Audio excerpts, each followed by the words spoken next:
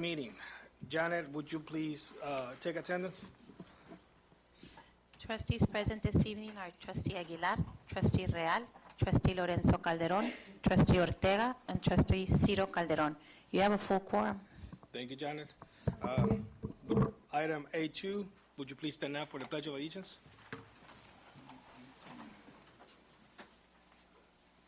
Ready? Begin. I pledge allegiance to the flag of the United States of America and to the republic for which it stands, one nation, under God, indivisible, with liberty and justice for all. Thank you. That was item A1 and A2. Item B, public comments for closed session items only. Maria, do we have any comments from the public? No comments from the public. Going once, going twice. Nothing. All right. Item C, announcement of convening into closed session. Maria. The board will be convening into closed session to discuss all the items in section D, D1, D2, and D3.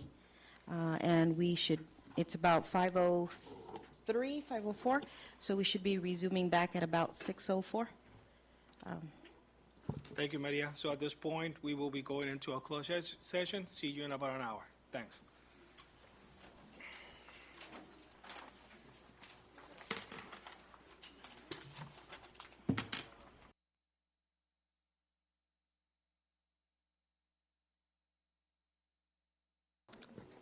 Good evening, ladies and gentlemen. Welcome back. It's now 6:13, and we're coming back from our closed session portion of the meeting on this regular meeting on January 14. ¿Tenemos los servicios de traducción? Is it translation services tonight? No? Well, I need to know if we have translation. You know, we can do it. And Maria, anything to report?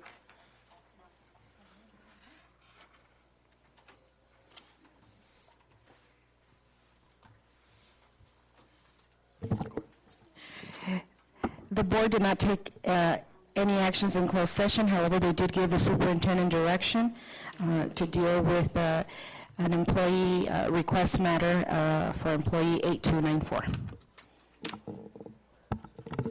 Thank you, Maria, and that's a report for closed session. Item E, reconvene to closed session, so we're back in item E, reconvene to open session. We're back in open session. Item F, announcement of actions taken in closed session. Our superintendent just gave the announcement of what we did in closed session. Item G, presentations. Ms. Ambris. Yes, we're going to start with our student representatives, and if we have Ruth Ruiz from Aurora High School.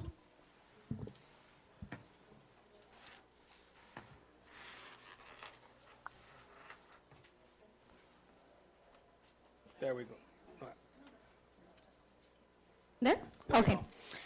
Good afternoon, board members, teachers, students, and parents. We have given recognition to our students at our school. We have given them wireless speakers and earphones and certificates for their outstanding work.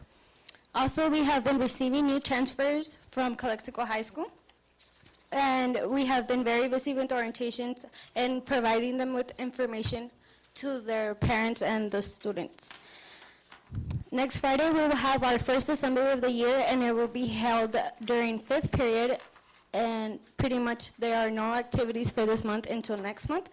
So thank you for your attention, and may you have a lovely evening. Thank you. Thank you.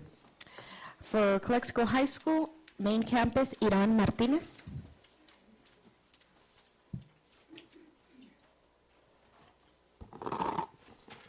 This month for ASB, we have been preparing for our Spirit Week, which is on January 25th through the 29th. And our days are Mimi Monday, Tacky Tourist Tuesday, Wild West Wednesday, Tie-Dye Thursday, and Extreme Garnet Friday. On the 27th, we will have our Golden Globe Pep Assembly, where each class will present their skit consisting of 2 horror movies and a decade. And lastly, on Friday, the 29th, we will have our basketball homecoming game, where we will be recognizing the homecoming court. Thank you. For Calexico's 9th grade campus, Gabriel Aguilar.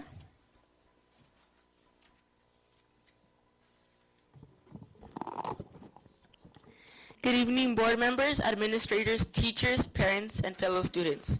During the month of December, before students were released to winter break, ASB collected over 140 toys from students and teachers at the 9th grade campus for our annual toy drive. All donations were split to 3 charity organizations, one being Amigos de Alejandro. In addition, to spread the holiday cheer, ASB hosted our annual Me and My Buddy Luncheon. Leaders went hand in hand to create a festive and warm welcoming atmosphere with the theme of Disney's Frozen for our special needs students. In addition, each student chose a toy of their liking, a photo with Santa Claus, a goodie bag depicted on the survey received, and a hearty meal served by Olive Garden. As we return from break, we prepare for our winter homecoming skits, going head-to-head with classes of 2016, 17, and 18. And this coming week, next week we will be having our, I'm so sorry. We'll be having an assembly for drug awareness. Thank you for your time and consideration. Have a wonderful night. From Enrique Camarena, Julissa Ceseña.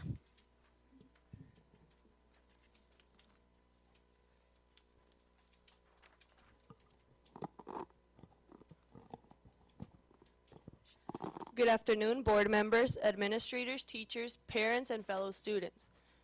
This week at Enrique Camarena, we started our 5th annual Coin War, a school-wide fundraiser which also provides students with a way to be involved in school and a fun activity. We are also collaborating with Willy Moreno on the inaugural Aztec Fire Talent Show. We would like to provide a healthy and entertaining way to bring the students together. We will be holding auditions next Tuesday after school and hold the talent show on January 28th at Willy Moreno's multi-purpose room from 5 to 7 p.m. We invite all students, parents, teachers, administrators, and community members to attend and help support the schools.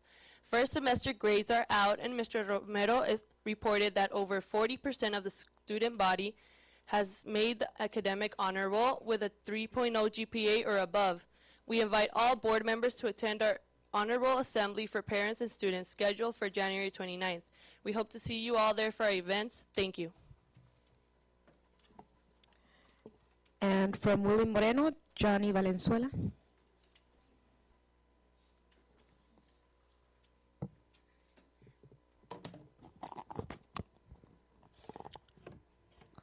Good evening. At Willie Moreno Junior High, we have been doing a lot lately.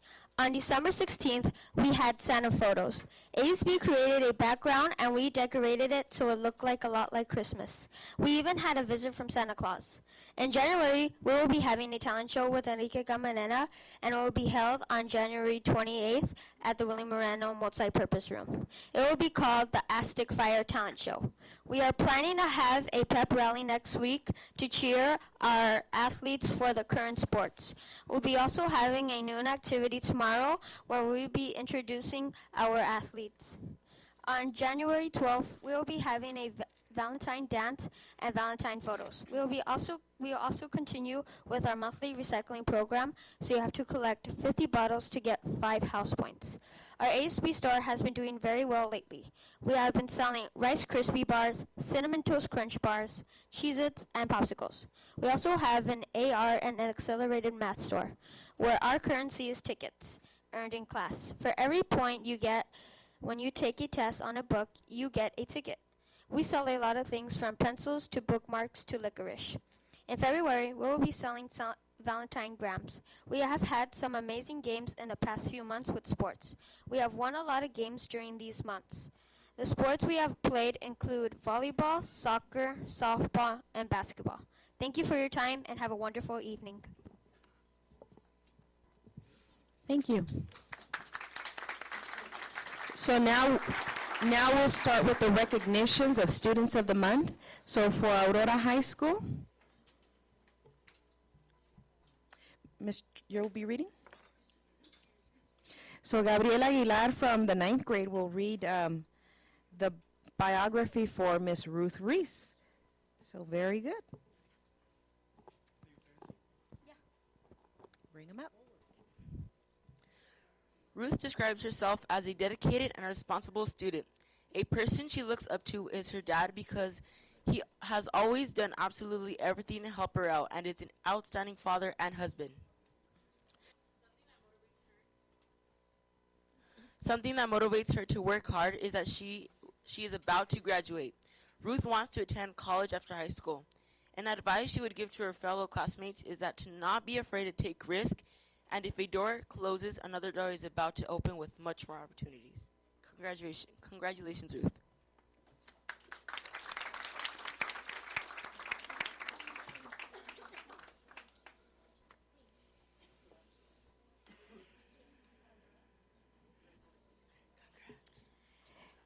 And the next student to be recognized from Aurora High School is Aaron Ortiz Ortiz. Aaron? Go ahead and read his biography. Aaron describes himself as a dedicated person and a hardworking student.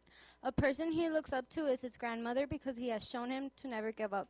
Something that motivates him is his parents and wanting to have a better life for himself. Aaron wants to go to college after high school, and an advice he would give to his fellow classmates is not to give up easily. Thank you.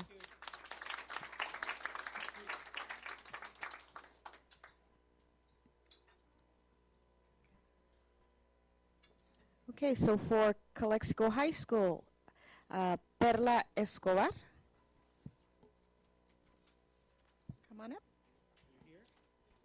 As a result of her exceptional ability, Perla Escobar Molina recently helped lead the Calexico High School volleyball team to its second concurrent CIF championship this school year.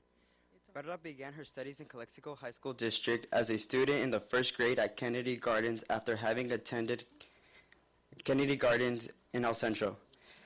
And although Perla has been a student at Calexico High School since her arrival at the 9th grade campus, Perla lived and studied in Tijuana for an 8-month period during the second semester of her freshman year, as well as that following summer due to her participation on Mexico's national volleyball team, a group with which she competed in the Under-18 World Championships.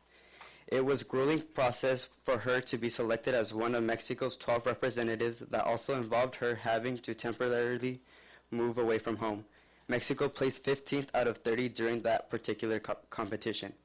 Perla began playing volleyball in Mexicali at the age of 4 and would cross the border every day to practice so that she could be better with her coaches and teammates. She returned to Calexico High School after her stint in Tijuana at the start of her 10th grade year and began playing volleyball for our school during her junior year with a goal of obtaining a university scholarship.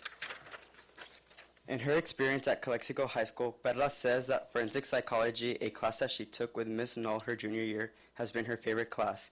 But she also says that Mr. Gaitan has been one of her all-time favorite teachers because of the enthusiasm and expertise he has for the subject that he teaches, Latin American theater. Perla says that she actually enjoys all of her courses and that she is always excited to go to her next class during the course of the school day. Apart from volleyball, Perla exercises at the gym and is involved with APYL because of the fundraising and charities they contribute to. She also plans on participating in track this year. Perla recently accepted a full-ride scholarship to Hawaii Pacific University after having had opportunity to visit for 3 days in July. She plans on studying kinesiology with the intent of becoming a volleyball coach at the college level. However, Perla has also said that she would like to possibly become a PE teacher at Calexico High School and have the opportunity to coach volleyball here as well. When asked what advice she might be willing to give income freshmen, Perla said, "If you like a sport, get prepared and do the best you can do." When asked what advice she might be willing to, when asked about the future of the CIF Championship volleyball team at CHS, she says that girls here put a lot of hard work, that Ms. Maeda is a great coach, and that the juniors on the team this year will be great leaders and players next year. Thank you.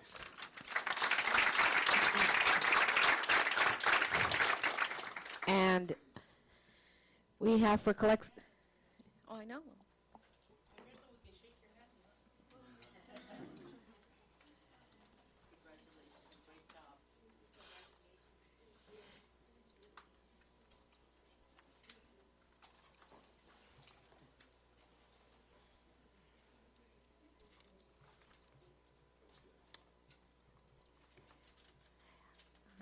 Also for Calexico High School, we have Jonathan Ho.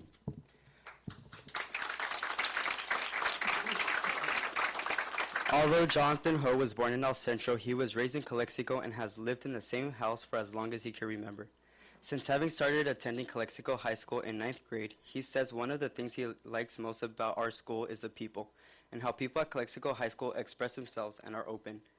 Jonathan is currently taking Art Appreciation, AP Calculus, AP Government and Economics, AP Statistics, and AP English 12. However, at present, his favorite class is Computer Science with Mr. Garcia. Throughout high school, Jonathan has always liked his science classes, especially chemistry with Mr. Bejarano because the labs were a lot of fun. One of his favorite times during the school day is lunch because he has the opportunity to be with his friends. Jonathan is involved with several extracurricular activities, including MESA, the tennis team, Talent Search, and CSF, an organization with which he helped deliver turkeys to people's homes during Thanksgiving. In addition, Jonathan is also the president of APYL. Mr. Wong, the advisor of APYL, said that Jonathan is an outstanding student, seems to be involved in everything, and has shown leadership skills. Because he likes to push himself, Jonathan rarely has days in which he doesn't have homework, and he always tries to get the best grades he can. He says he has no time to procrastinate. Keep pushing yourself is the advice he would give to any incoming 9th grade student. Jonathan would like to attend Berkeley next year, the same school that his older brother graduated from. His second and third university of choice are UCLA and Cal Poly. Jonathan intends to study computer science, and his career goal is to become a computer engineer. Thank you.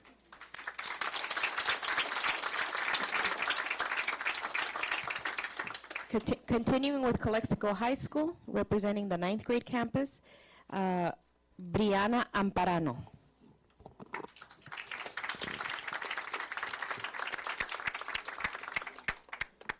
Brianna's parents' names are Fabiola and Victor Amparano. Her favorite subject at the 9th grade campus is literature because she enjoys reading different pieces of art. She plans on attending UCLA because they have a great softball program and is a Division I listed university. Brianna plans on majoring in sports medicine since her passion to aid those in need and be connected with the athletic department. If she could change something in this world, she would end child abuse because they have no way to defend themselves, and she would aid them in any way possible. Congratulations, Brianna.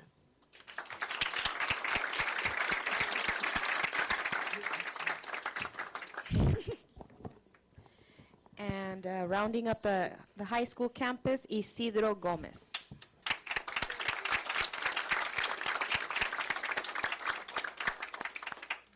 Isidro's parents are Luz and Juan Gomez. His preferred subject is mathematics because it challenges him. He would like to attend Harvard because it is an elite university. Isidro would like to major in the field of mathematics. Preferred level is college. If Isidro could change something in this world, he would take out all borders in the nations around the world. He believes it will take much more, but the goal would be to live in unity. Congratulations, Isidro.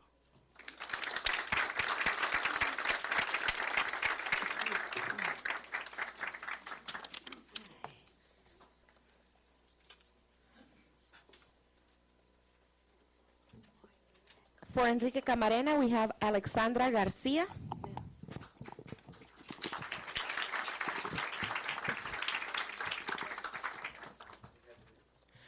Alexandra Garcia is an 8th grader at Enrique Camarena. She is the daughter of Vicky and Carlos Garcia. Her hobbies consist of reading and watching Netflix and Hulu. Her favorite subject in school is math, and when she graduates from high school, she would like to go to UC Davis to become a neuroscientist. Alexandra would like to thank her friends who have always been there for her, and her teachers who have been supportive and helped her learn new things. She would like to thank them because with their patience and support, she has discovered who she is and who she wants to be. Congratulations.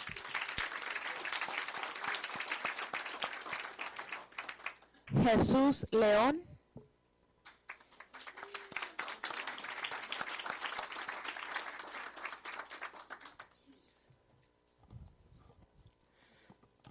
Jesus Emanuel León is an 8th grader at ECJH and is the son of Blanca Mora León and Ramon León. Jesus enjoys playing a variety of 5 instruments, them being the guitar, the piano, the bass, the trombone, and saxophone. He also enjoys writing songs and drawing. His favorite subjects in school are math and science. When he graduates, Jesus would like to become a mathematician or become a professor in that field. He would also like to become a chemist and study how to make things that will benefit other people. Jesus would like to thank his parents, his teachers, his older siblings, and his friends because they've taught him so much. They led him through the right path, and most importantly, they encouraged him to keep going forward. Congratulations.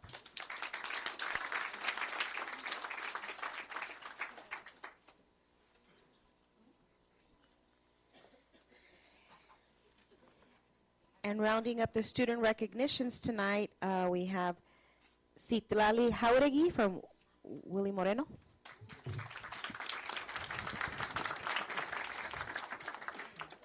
Willie Moreno's District Student of the Month is an 8th grader named Sidali Haguri. Sidali is the daughter of Maria Ellen Haguri and has one sister.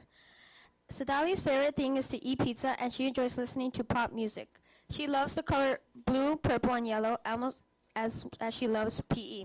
In the future, Sidali would like to attend San Diego State University. She sees herself driving a Jeep and visiting Hawaii. Her role model is her mother, as well as professional athletes Stephen Curry and Kobe Bryant. Sidali aspires to improve herself each and every day. She believes in responsibility and showing kindness to others. She can't wait until she becomes a PE teacher and lives in San Diego. The Aztecs hope Sidali's dreams come true.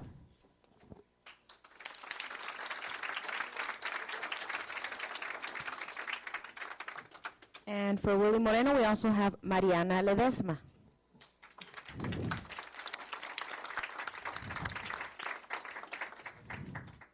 Our 7th grade district student of the month is Mariana Ledesma. Mariana is the daughter of Fernando and Ana Manuela Ledesma and sister to Fernando, Jasmine, and Alexandra. Mariana's favorite class of all is band. In fact, her role model is her band teacher, Mr. Marcus, and she hopes to be a band director one day. Mariana likes all popular music, but she particularly enjoys it when the music is instrumental only. In the future, Mariana sees herself driving a Nissan Altima and visiting Hawaii, Paris, and London.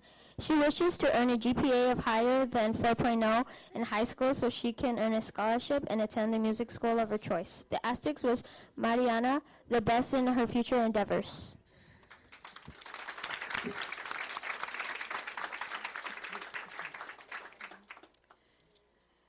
Now we have section G3 where we recognize our employees of the month, and we have both certificated and classified employees. So this evening, the first one is Mr. David Gastelum, certificated employee of the month from the 9th grade campus, Calexico High School.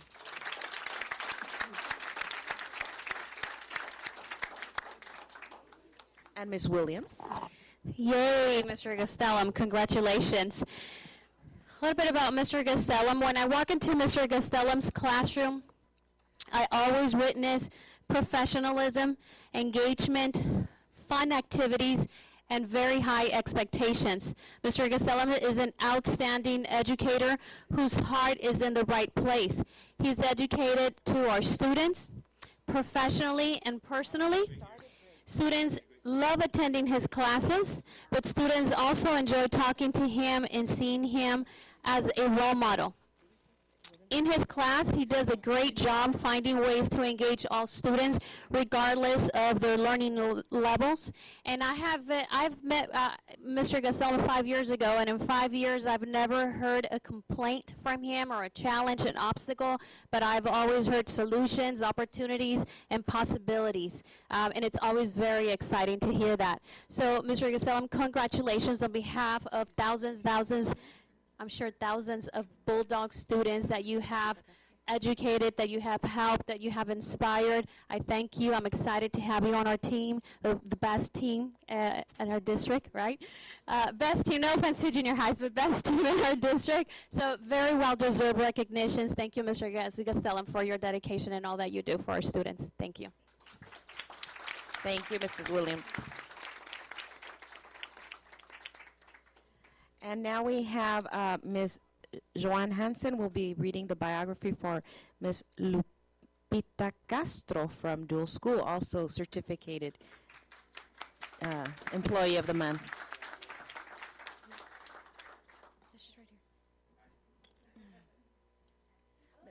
Ms. Hansen, Ms. Hansen.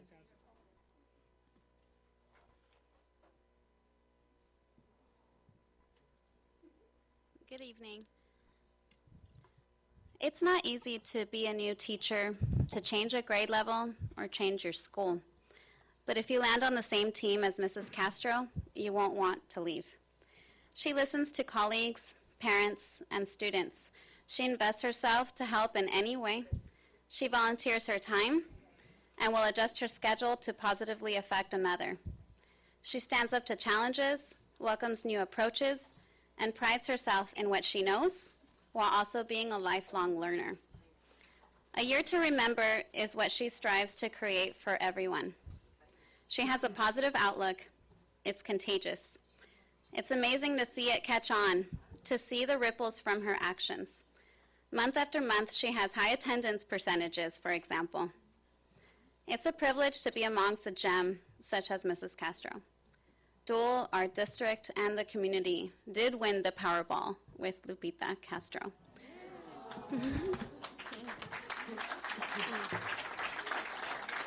And she draws and she creates art for staff whenever we have an event. So we were attempting to draw. Some of us didn't label what we drew, but this is for you.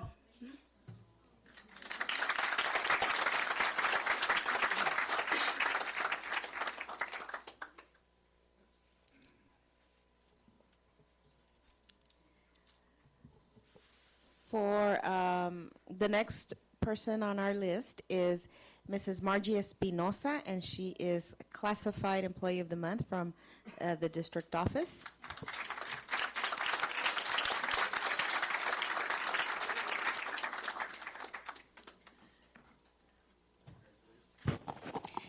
Margie Espinosa has worked for the school district for a total of 22 years.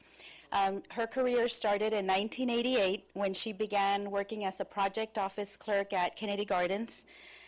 She also worked as a project clerk at the district office and at Calexico High School. She did this for about 11 years until she ended up resigning from the district to raise her family when her youngest one was in kindergarten. She then returned to the district in October of 2004 as an attendance clerk again at Kennedy Gardens. And since Kennedy Gardens, she's worked in the project office as an administrative assistant, and most recently in the Personnel Commission office as a human resources assistant. Margie is detailed-oriented and thorough in her work and has an excellent analytical mind. In the Personnel Commission, she's the one that does post all the job openings, screen the applications, schedules and tests, all the applicants, and then finally schedules the interview. So a lot of our applicants and employees know Margie. She is a team player, loyal, discreet, and has a can-do attitude for every project that seems impossible to accomplish, such as is recruiting for hard-to-fill positions as crossing guards and noon duty aides, to the point that sometimes I tell her, what are we going to do to fill these positions? You know what she's done? In order to recruit, she's gone to baseball games or football games, sits in the bleachers, kind of eavesdrops on the moms sitting around, finds out that they need a job, a part-time job, and she recruits them. So there are a lot of our noon duty aides and crossing guards. She's just unbelievable at getting tasks done. She has a great memory and can tell me on the spot if we have applicants for any given eligibility list, if they're going to be called in, if not, what rank. I mean, she's just amazing with all those memories. She treats everybody with respect. She is valuable to the district and to me, and always displays professionalism and confidentiality in everything that she does. When we ask her why she likes coming to work, she says, because I like my work and I like working with my team.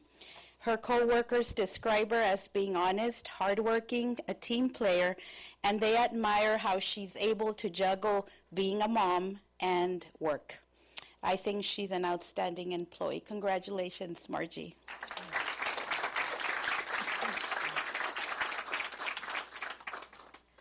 And from Rockwood School, we also have a classified employee being recognized, Mrs. Linda Luna.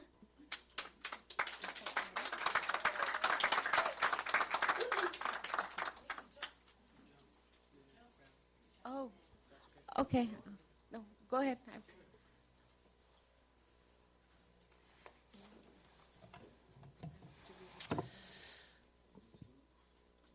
Well, last year, after about 30 years of having the same secretary at Rockwood Elementary School, we found it very, very difficult to find someone who could replace this wonderful secretary we had.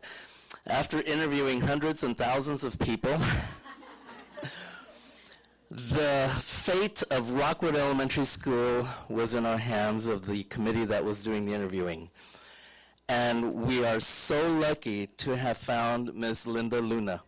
It's not easy to fill Mrs. Gutierrez's shoes, but Mrs. Linda Luna has been receiving rave reviews from both parents and staff for her commitment to the Rockwood Academy, or the Rockwood Elementary School. Everybody loves her. She's been doing a wonderful job. We get letters and notices and phone calls saying how pleasant it is to have her in the office. She's a dedicated, effective employee who's been throughout Calexico Unified School District. She used to work in HR and food services. She was at Calexico High School, Kennedy Gardens, and now we're lucky to have her here at Rockwood. She's also a product of Calexico Unified School District. She was actually a student at Rockwood, and she was also at De Anza and Calexico High School.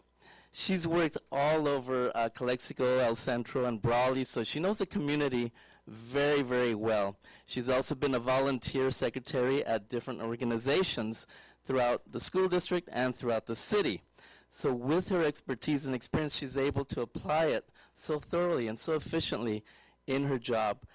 Now, Mrs. Luna loves metal music.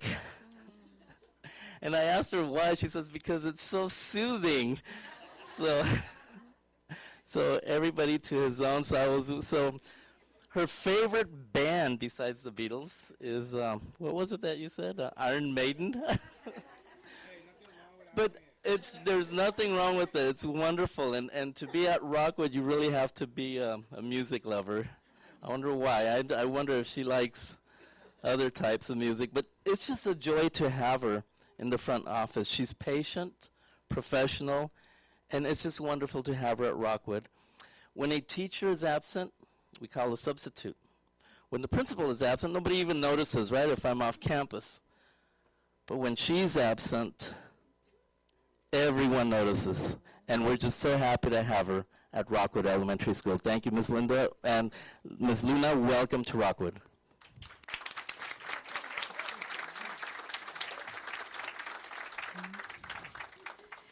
From Enrique Camarena, Lynette Graham.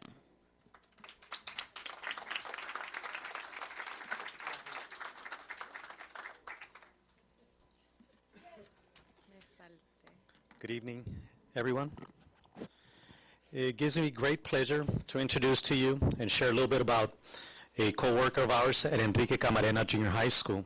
This is Ms. Graham. She's a valued member of the Enrique Camarena Junior High School staff. Ms. Graham is who connects our parents and students to teachers and staff. Whether it is through the dialer system, the fabulous daily morning bulletin, or the school Facebook page, she makes sure we stay connected and that students receive the services our Students Support Service Office has to offer. I'm very pleased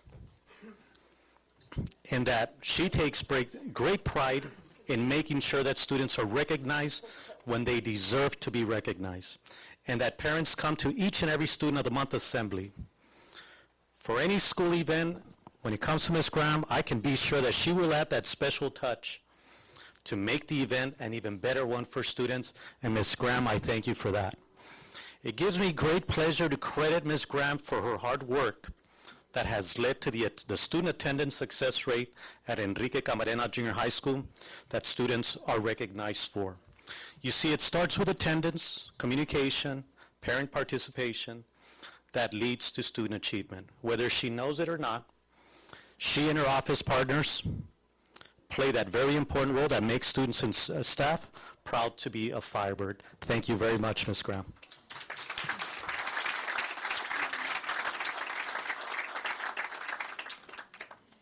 And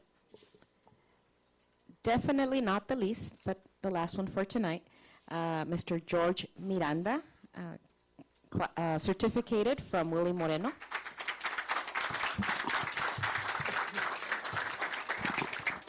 George came to Willie Moreno towards the end of the 2014-2015 school year, and his impact was felt immediately. Upon arrival, George immediately wanted to know who our most at-risk students were and went about getting to know them and trying to make a positive impact. This year, his efforts led to the creation of group counseling sessions. He has assisted with the development of a behavioral intervention and recovery program, the implementation of weekly parent meetings known to our parents as Cafecito con los Consejeros, and a renewed effort towards increasing the overall involvement of our parents. George is a man of integrity. He is compassionate and committed to excellence. In his away from work time, he likes to teach karate and runs a fitness facility. George, on behalf of the staff, students, and parents at Willie Moreno Junior High School, we thank you for your passion, for student well-being, for your commitment to student achievement, for your willingness to share your knowledge, and for being an all-around swell guy.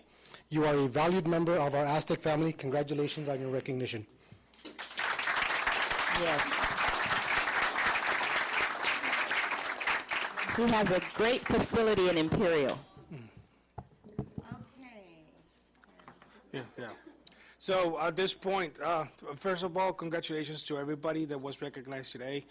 This is just a way to show that our schools do recognize those that work and that give it 110%. Not that everybody else doesn't do it, but this is a way for us to know who you are, and for the public and the city of Calexico and the students and parents of Calexico to know that we have people that care, and that we care that those people that are here tonight, we care that they get recognized for the great job that they do.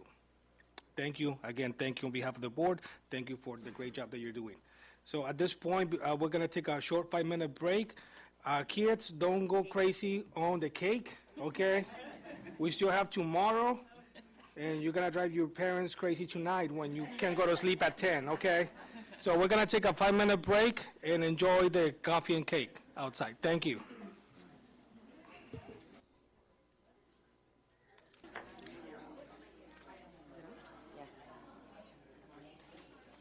Children.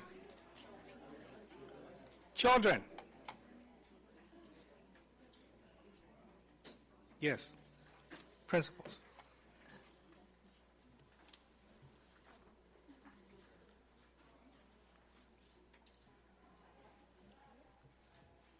Okay, it's 7:01. We're coming back from our short break.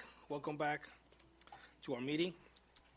We're now on item G4, a studio fitness presentation. Then I hear you, so we'll if the board, if it's okay with the board, we'll postpone that until they get here? Yeah. Then sure. Norma. Okay. Item H, comments from the public. The board will take any and all comments from the public related to an item on the agenda or any other item of district business that is not on the agenda. Do we have any public comments? No public comments, going once, going twice.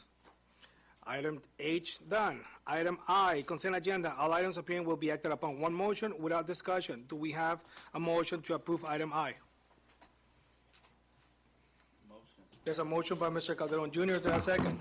Second. There's a second by Ms. Priscilla Real. If there's no further questions or concerns, all those in favor, please signify by saying aye. Aye.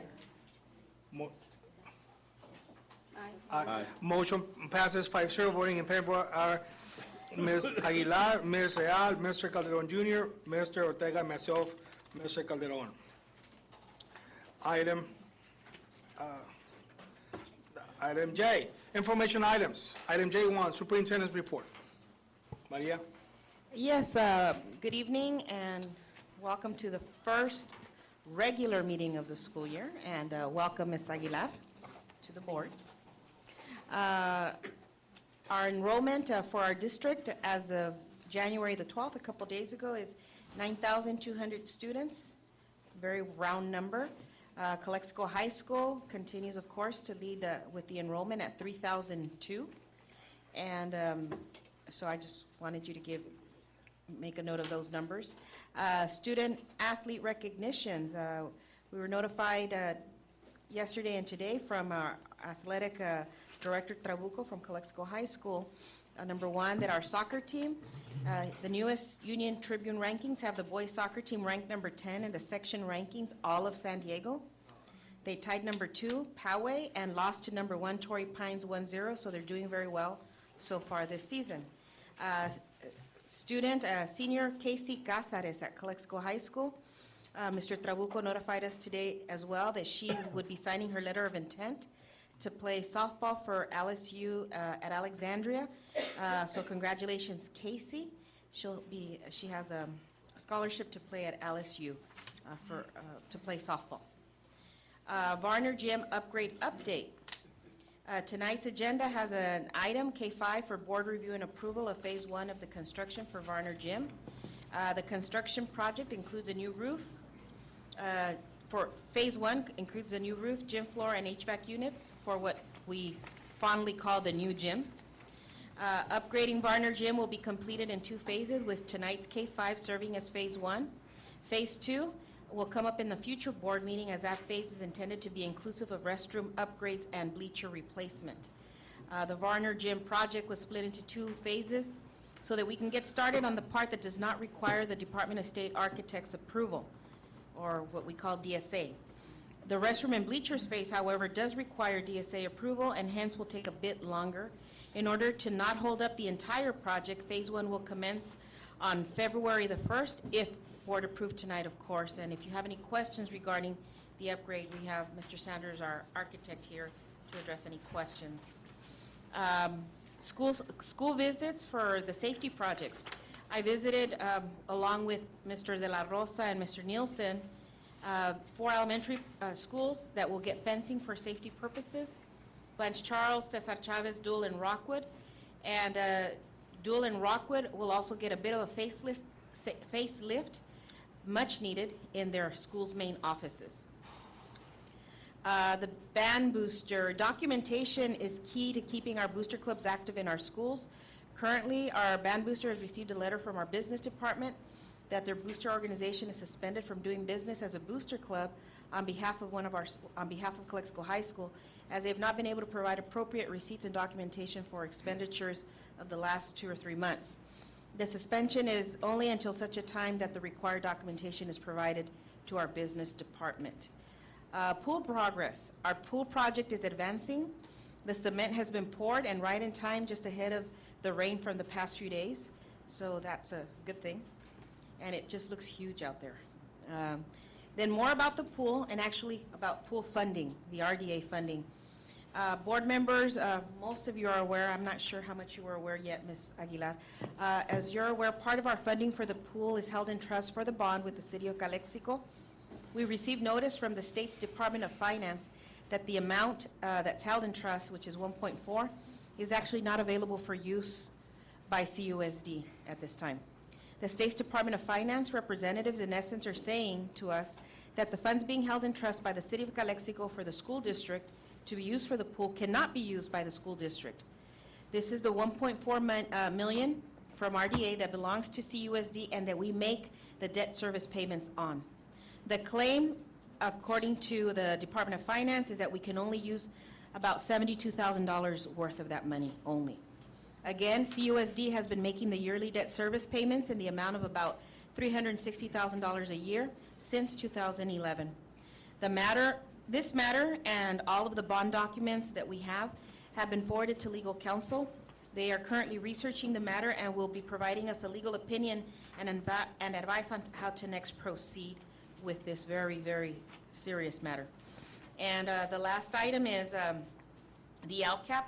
As you know, last year we embarked on community forums to review and develop our LCAP, and we will continue that same process, and we will start up again this year on Wednesday, January 27th.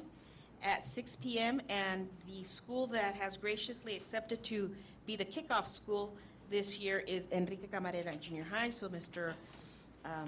Romero and Ms. Jimenez have gladly opened the school's doors for us in the community.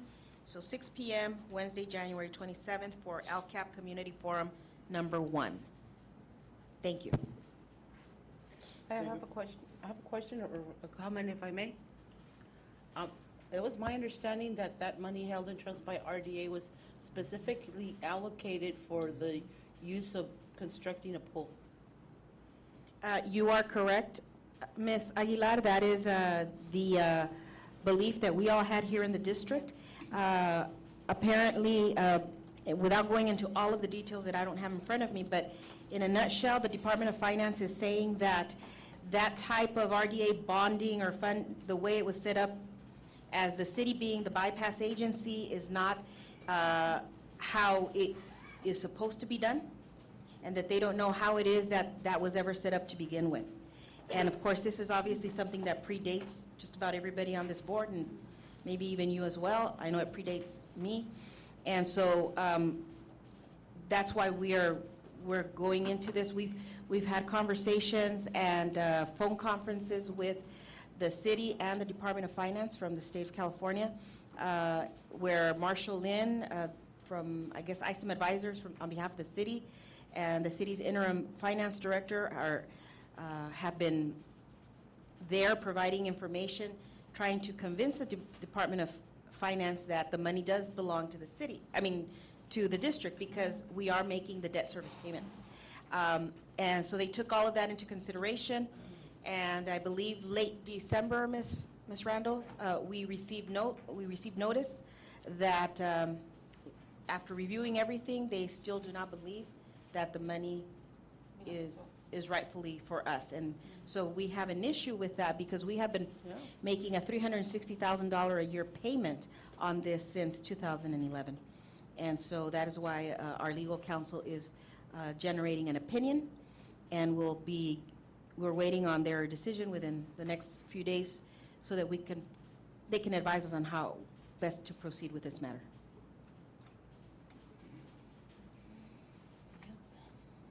Thank you, Ms. Ambriz. That was item J1, Superintendent's Report. Item J2, Association Comments.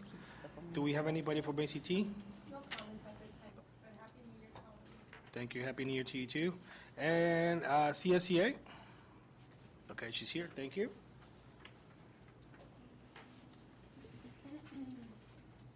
Good evening, Superintendent and board members.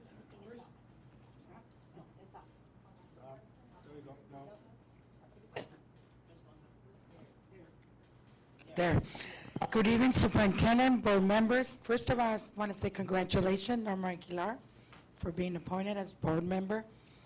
I want to thank all you for having increased hours on our staff, new positions, and there's been a lot of new hires classified and certificated. We have an MOU that's gone to San Diego. Hopefully we get it next week so it can be approved. For finally, the food service department can have increase of hours, and we would have less problems having there with the rotation of hours. I want to thank Esther for helping out, Mr. Gonzalez and Ms. Randall. In 2014, under the LCAP, the district, it says budget expenditures, the district will access, reconstruct, and hire additional support staff to address the needs at all schools, including district office. I've been in the payroll department over 26 years. There's only 2 payroll clerks. It's getting to the point I don't have time to audit my payroll. And we've been asking a year ago if we could have a full-time employee that can work 4 hours with payroll and 4 hours with accounts payable. Account payable has an increase of volumes with all these expenses that the district has at all school sites. They pay all the bills. There's an increase on that. The payroll department, right now, there's 578 employees certificated, which includes substitute teachers. I love my job, but what I don't like is I do not have time to audit my payroll. And this is money that I feel bad because there's no time for me to audit the payroll. We need somebody, at least, I'm only asking for 4 hours every day, if they can work in the payroll department to help us to audit our payroll or to help us do the sub-reports. But every month, it is growing and growing. HR and Personnel Commission Office have increased staff, but please, don't overlook the payroll department. It's really bad. We need somebody there. Thank you. Thank you. Thank you. There we go. Okay, that was item J2, association comments. Item J3, committee reports. Pool committee, is there something to report?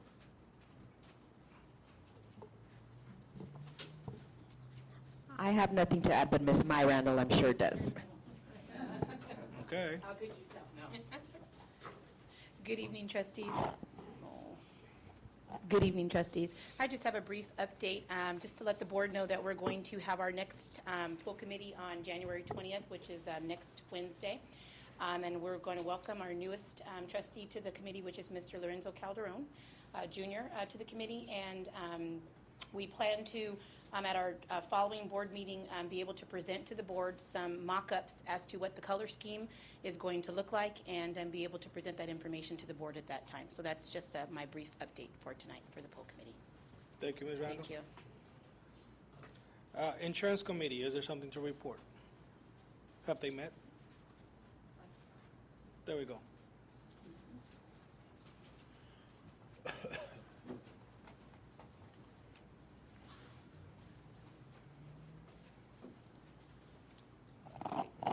Good evening, trustees.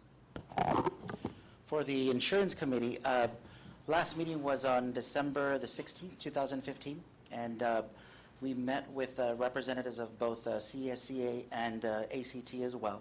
So one of the things that we always talk about is our anthem as far as our benefits, our Delta Dental, and our VSP, just to make sure if there's any concerns or issues, they can be brought to the table and we can address them.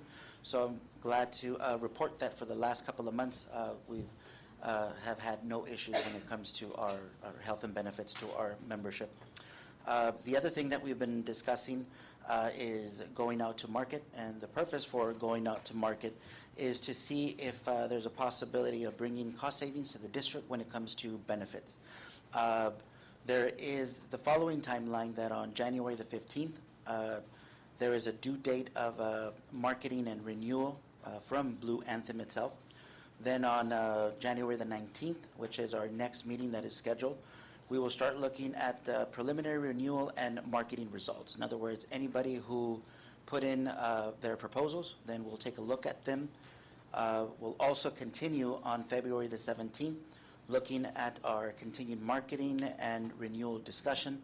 And then what we're hoping for is that for March 16th, that we come up with recommendations as far as a medical decision after looking at all the proposals and seeing which ones could possibly bring a cost savings to the district. And so, again, our next meeting is scheduled for next week, January the 19th. Thank you. Thank you, Mr. Gonzalez. That was Insurance Committee, Safety Committee. Do we have a report? Good evening. We continue to meet for the Safety Committee. We met 3 times already. On our last meeting, we held it on last week, January 11th. It was last week, right? Right, last week. And we compiled some data of recommendations that were provided by the committee on our second meeting. We also looked at some results from a needs assessment survey that we sent out to our principals. Right now, we're currently sending it out to our staff members. So we shared some of the data that we had collected. We also looked at project updates, for example, the fencing and the radio and where we're at with those. And then we asked the participants to give us some information regarding possible trainings that they would like to see, so they took a little survey. Trustee Calderon Jr. was there, and he really gave a another set of eyes, another perspective. When we were talking about all the recommendations, we're focusing on our schools and our facilities. And one thing that he brought in and told us, you also need to take care of yourselves and be prepared at home, because in case of an emergency, you will not be able to leave campus. So make sure that your home is secure, that your family is secure, so that you don't have the worry of having to want to leave and be able to concentrate. So it's really exciting when we're looking at the safety committee and we're getting all this input from everybody. A lot of information has been shared, and I've been sharing it with the superintendent and our M&O staff, so that we start working on some of these items that they've recommended. That's it. Any questions? Oh, thank you, Ms. Ramirez. So you're gonna do the LCAP committee Now I'm report doing the too? LCAP. Mhm. Thank you. So I'm giving you an update of the LCAP. I know we passed it out, and the first page, it's just the district focus. That hasn't changed. We had presented it last time we did an update regarding making sure that we provide academic rigor for our students and support and differential instruction for all our students, including English learners, foster youth, and socioeconomic disadvantaged students. And then our safety, that our third focus initiative is to ensure that safety of our staff and students. The third page has just little icons of pictures to kind of give you an idea of what the goals are, the 8 goals that we have. So it's just like a little cheat sheet to have you remember what they're about. And what we did this time, I added what you see there, year 1 in green, the column you see, that's the next page, Mr. Munoz. That's what we reported last time. So I added a column in the middle, which is, you see shaded in gray. So those are the updates from October, from our last presentation up to now. And then on the right side, I updated where some of the things that are still pending. So in goal 1, on the top, if you notice, some of these are highlighted in yellow. The ones that are in yellow are some of the items that we haven't gotten to yet. So we're going to make sure that we start addressing some of those. Some of them, for example, the purchase of science instructional materials. We're already getting our safety and our science committee together. So once we get some of their input, we're going to start doing looking at this goal. Then you see goal 2 towards the bottom. That's the curriculum planning. We'll give you an update on that. Right after that, we have I forgot to. Sorry, on 12, that's highlighted yellow, what is the font size? Like, how much more is it going to reduce? What is font size restriction? Classes, we haven't discussed. If it's in yellow, it's something that we haven't discussed. Okay, so anything that's in yellow, it's information or goals that we haven't gotten to or we haven't met. So for example, the class size reduction, we haven't gotten together to speak about the possibility of doing any of that. And for some of these, there's no cost involved. It's just planning phases. On the next page, we have the technology goal. So there you're going to see that the only one that's highlighted, it's a summer school tech academy. All of our summer school, all of our goals related to summer school are highlighted because we haven't gone to it.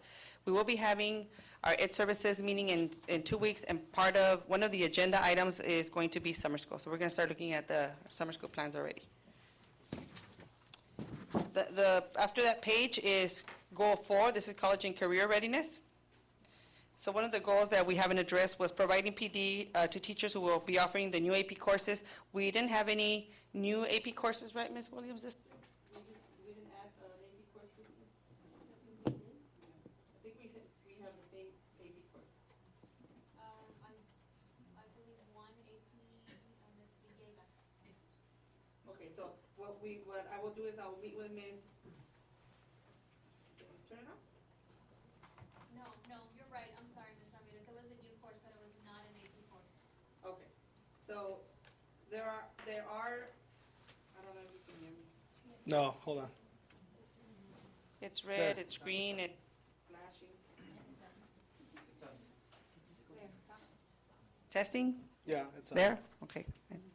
So for goals like this, we're going to have to sit together and determine, so what kind of changes can we do to this goal because we didn't get any new AP courses? How can we adjust it and add it to some of our other needs? Okay? Yes.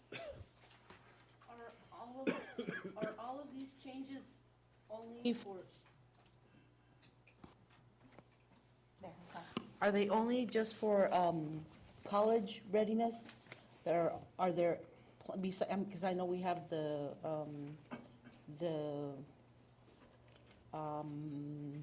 nursing program. Are those being supported, funded? Yes. There are other goals that relate to it, but let's say that we do find, and we speak to Ms.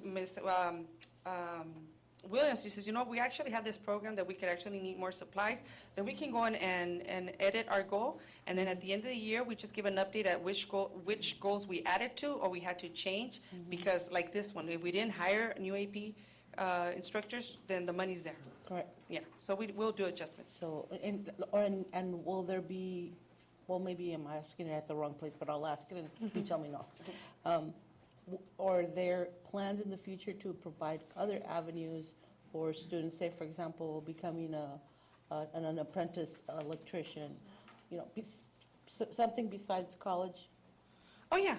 Yes? Yes, yes. And when we do have those forums, we're going to have meetings, we're going to start scheduling meetings with our teacher cohort, and then our core cohort, our CSEA cohort, our administrator. So any input they give, if that comes up, that's something that we'll discuss and will be added for the following year.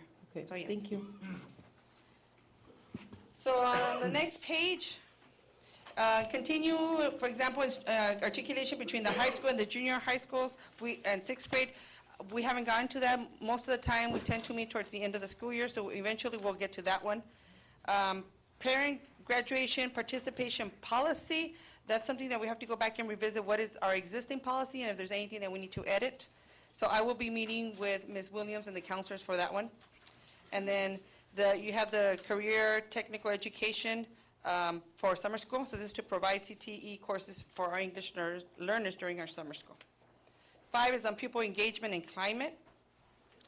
So we've for the majority of these, we've addressed.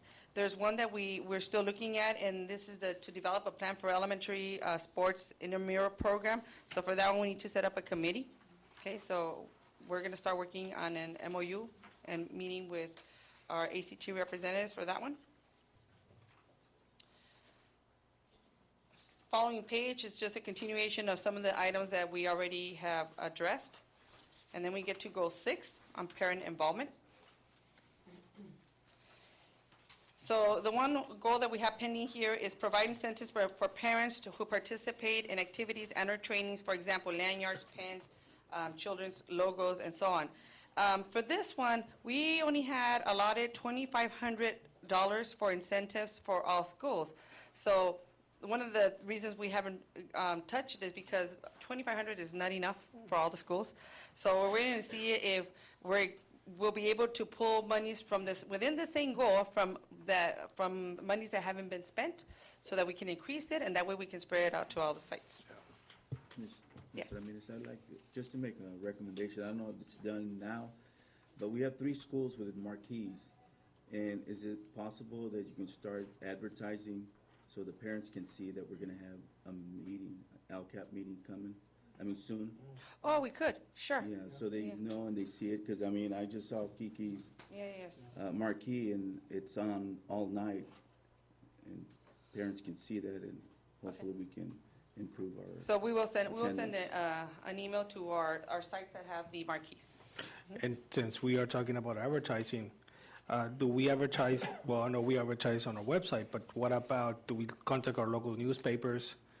Or do we do anything like that to I know we send advertise? flyers out, we send the Global Connect message via phones, but we could. I don't know if Well, I it's- understand that it's expensive, however, the more parents that we get to those meetings, the more input that we can have from parents. Okay, I'll make a note to advertise in the newspaper.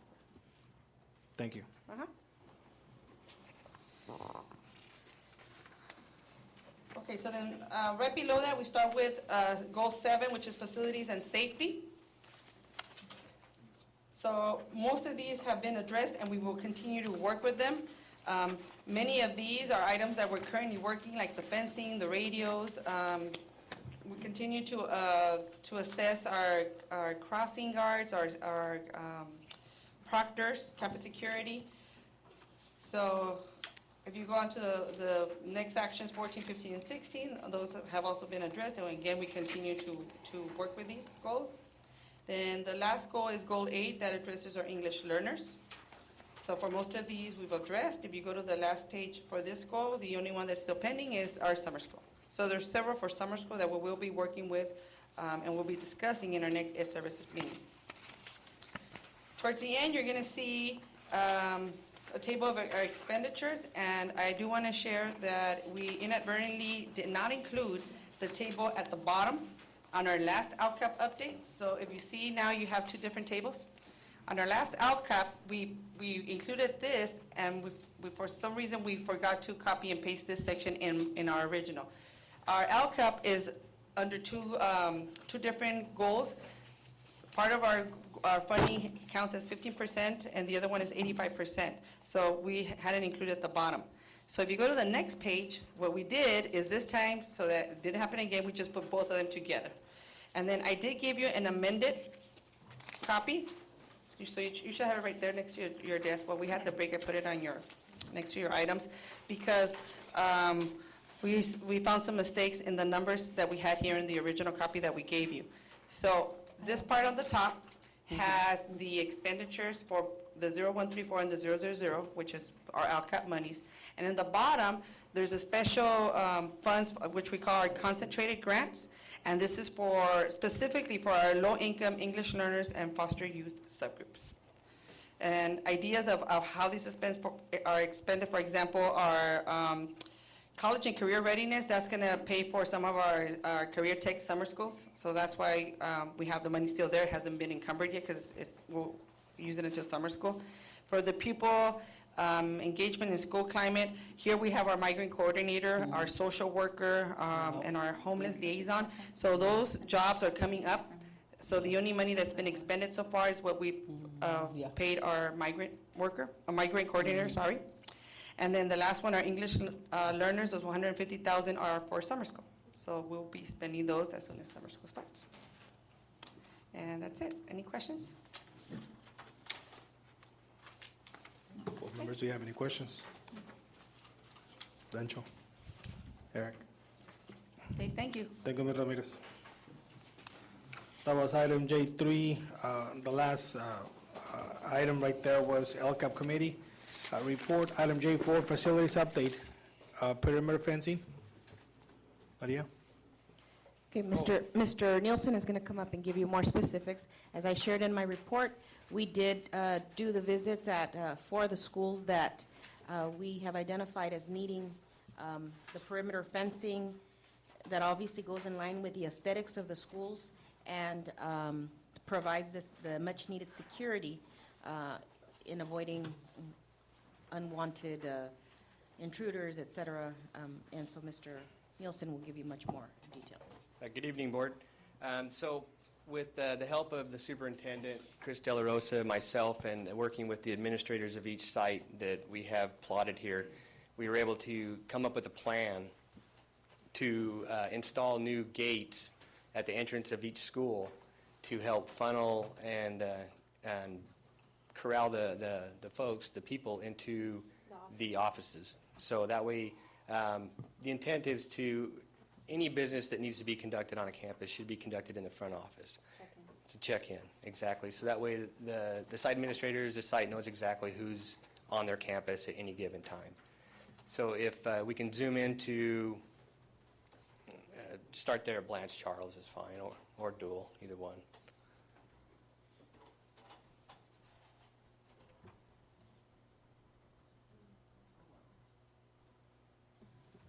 Okay, so it's what we had proposed. Blanche Charles, I believe, was left off the list that we discussed prior to going on the winter break. But we identified an unsecured point there on the north side. Once you enter the parking lot, you could possibly drive all the way to the back of the school because there's no gate there. So that yellow line is the proposed gate. It'll have a 20-foot double swing gate for access, for fire access, and then plus the dumpsters and the trash receptacles are back there, so the dump trucks would have to be able to get back there to empty the trash. The red line there is a proposed new entryway that we would be installing double doors, kind of like what you see here at the front office as you check into the reception area here at the district office.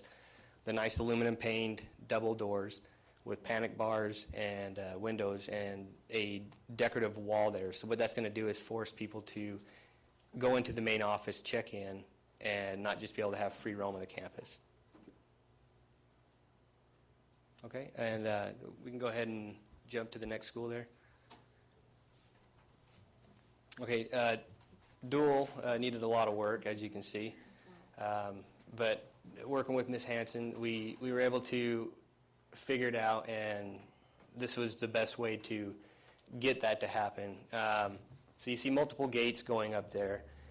The little yellow box there towards the left-hand side, that's going to be the new handicap parking, because that was kind of the long pole in the tent there. The handicap parking was over to the far right of that parking spot. However, in order for a handicapped person to get on campus, they would have to go straight up to the front office. So Mr. De La Rosa came up with a plan of moving the handicap parking over to the far left, and currently right now M&O is pouring a new concrete rampway, which is that purple box there, so that anybody that's disabled could park there and roll right into the entranceway there. On the top there, the first orange line, that's going to be a new fence with a personnel gate so that they can access that lawn area.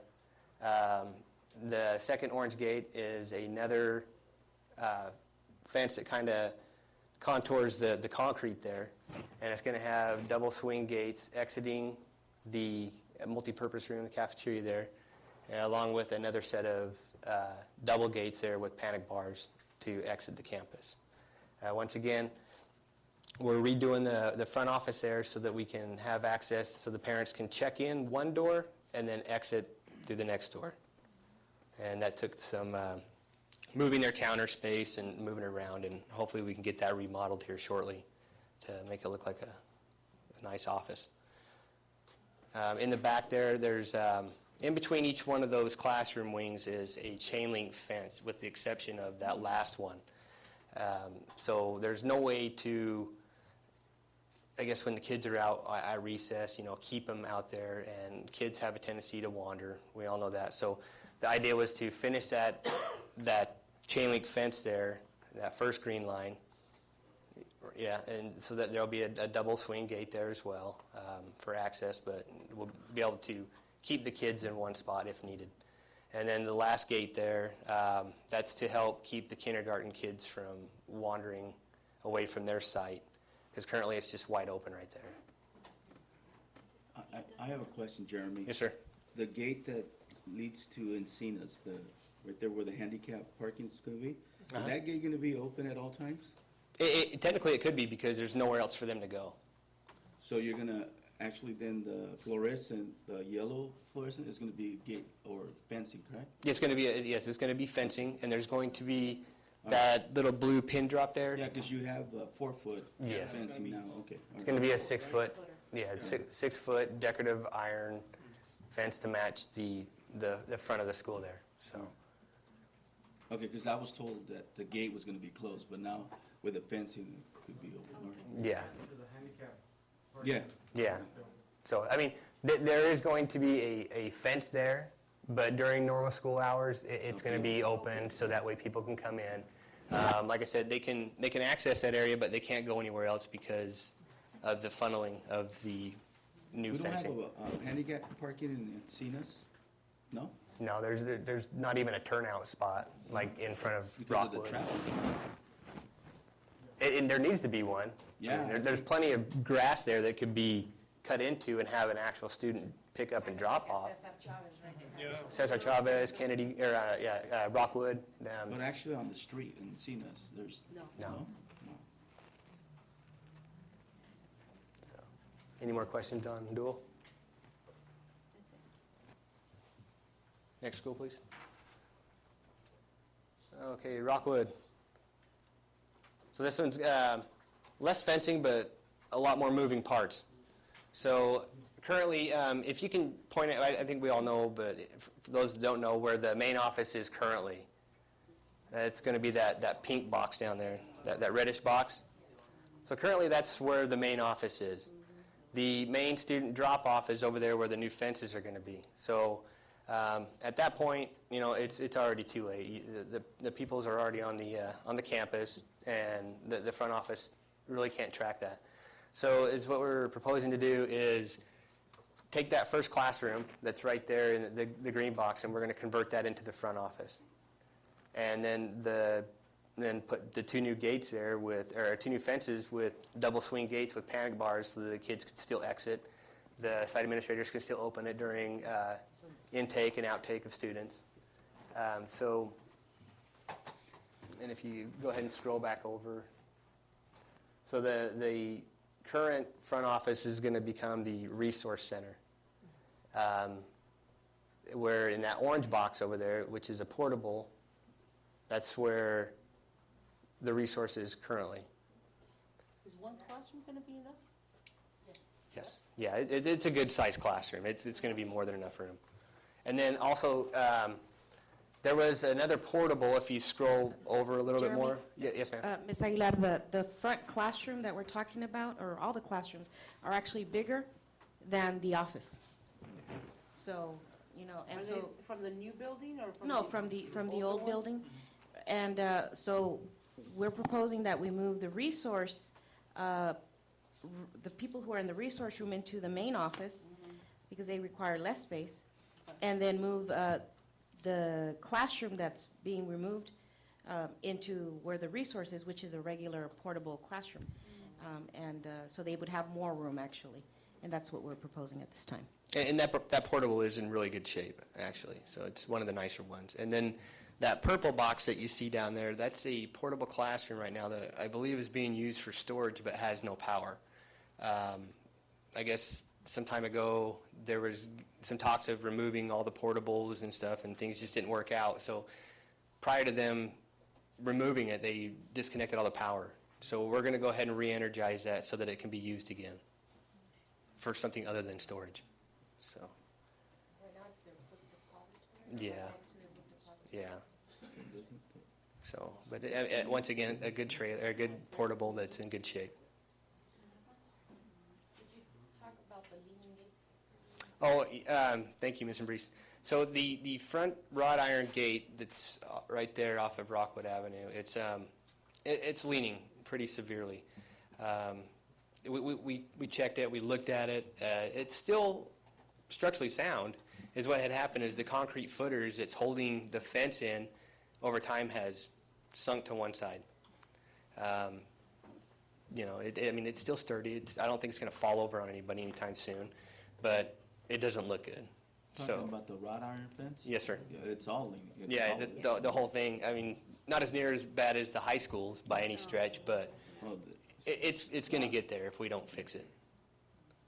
So that's one of the things that the superintendent and myself, we talked about that. It was eventually, or hopefully sooner than later, get that replaced with a proper, nice-looking wrought iron fence. Okay, go ahead and go to the next school, please.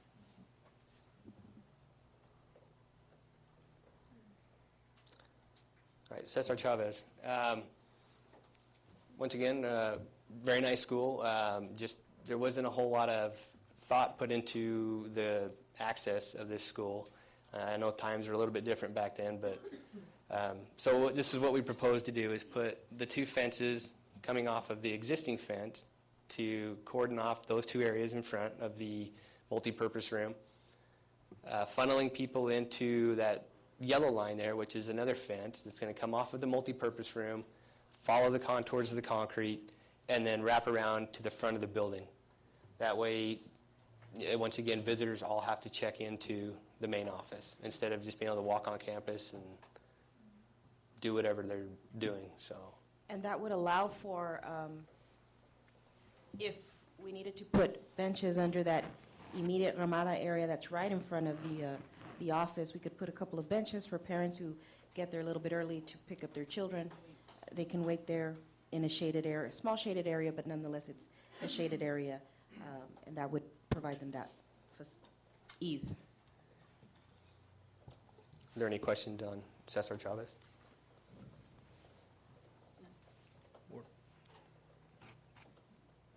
So So the contractor is telling me that this stuff, all this fence can be built within 1 month's time. So that's what we're shooting for. Obviously, the only school that's going to be left with the potential of, lagging and getting this thing fully up and running is going to be Rockwood because of the move, all the moving parts that have to go along with that. So is what I ask is, what I think would be the best idea is to possibly get some of our proctors that are only 4-hour employees and put them on a limited term basis and get them on these sites now, offer them more hours for a limited term, offer them more hours so that they can come and while this construction is going on, they can help secure our campuses. So, And Make sure that they don't go beyond the 20 days. well, if I'm not mistaken, limited term, if it, yeah. And one of the reasons why we found it important, and maybe we wouldn't have brought that up, but the day that we were at Cesar Chavez, we actually, and I think I emailed you, there was a young man who probably late teens, somebody that I would call a tragaños, he looked really young, but he could have been somewhere in the area of 20, 21 years old. He's on a Razor scooter. He's going up and down the sidewalk, and he approaches us, and he's kind of interested in what time the recess lets out and what time it lets in, and that his cousins are on campus, and he had told him that he'd come talk to them. And when we kind of started, when we started questioning him, he kind of just, well, I'm out of here, and he kind of left. Then he came back again. And at that point, I addressed him directly, and I said, if you keep this up, really at this point I have no choice but to call the police because you're raising red flags. And and just as I was going to, actually Mr. De La Rosa was asking his name, well, I gotta go, and he just took off, and so I went around the neighborhood after I left a few times to see if he was anywhere near. I didn't see him anymore. I shared, luckily in this age of cell phones and clicking pictures, I pretended to be texting, and I snapped a picture when he was right in front of me. And that's what I shared with site administration. And then I then shared that photo with all of our sites. I don't know if he's one of our former students. I don't know if he's part of our community. But at the very least, he did enough to raise our red flag interest. And so, had we not been there at that particular time, that young man could have gone onto the campus without anybody knowing. And if for no other reason than for that, for this brief time, if we can reroute them, that'd be perfect. What,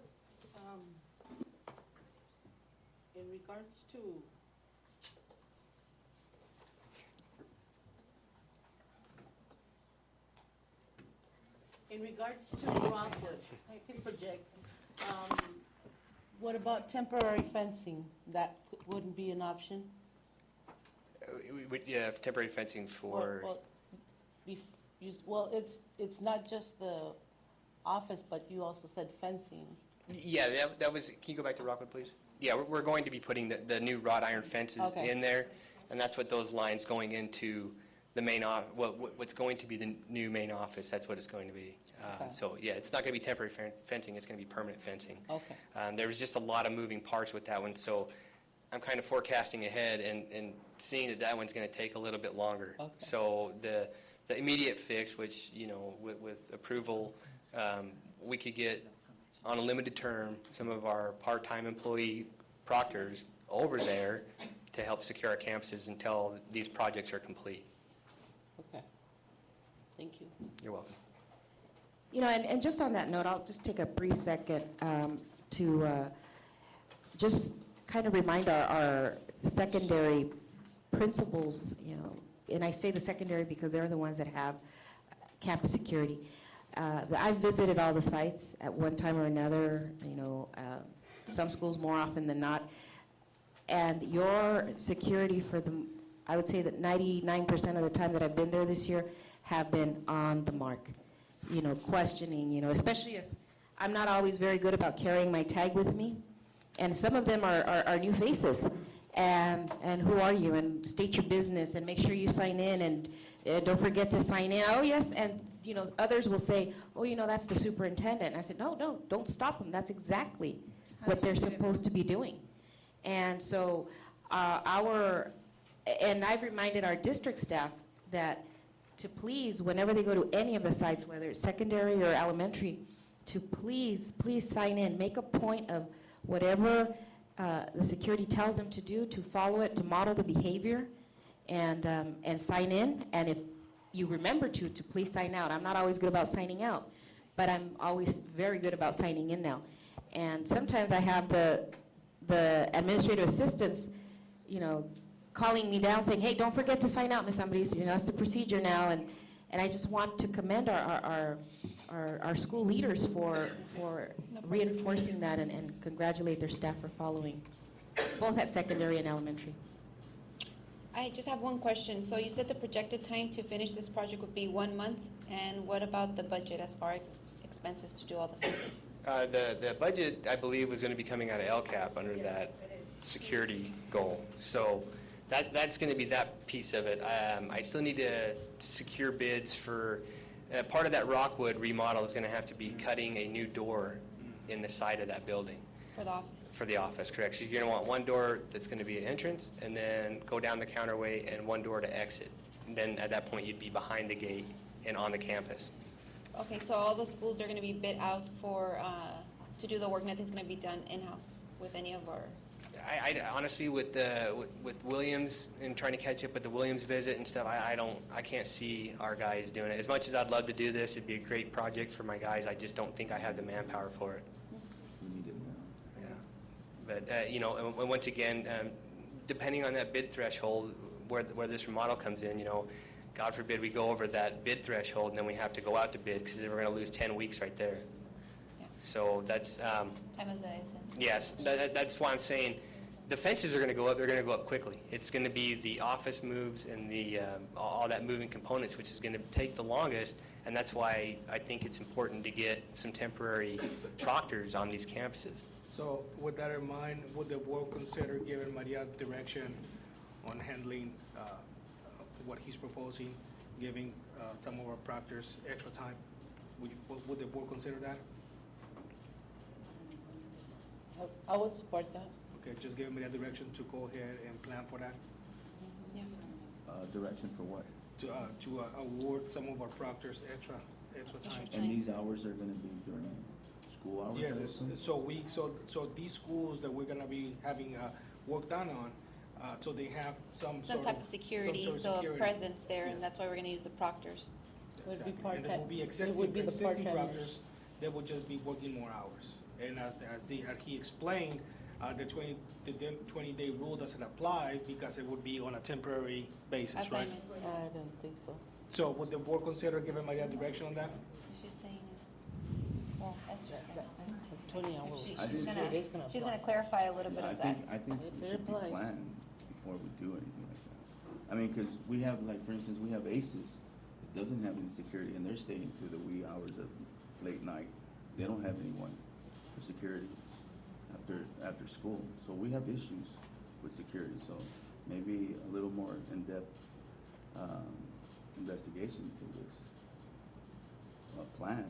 Planning it out better, I think that's what you're Yeah. trying to say, Well, as far as like the security's only being there till 3 or 3:15, and then not covering all the way till 6 when ACES is over. Well, that's what I'm saying, giving the superintendent direction to come up with a plan and to do all this. Not just go ahead and give the proctors The more time. authorization for them to be there. Go- I understand what you're saying. Well, I had misunderstood you. I thought it was to give No, direction to of come up hire. with, no, to come up with, I'm sorry if I did that, to come up with a plan to expedite this. Yes. But also keep in mind too, we have the security company that does our security for us during those hours. So we do have security on our school sites during those later hours.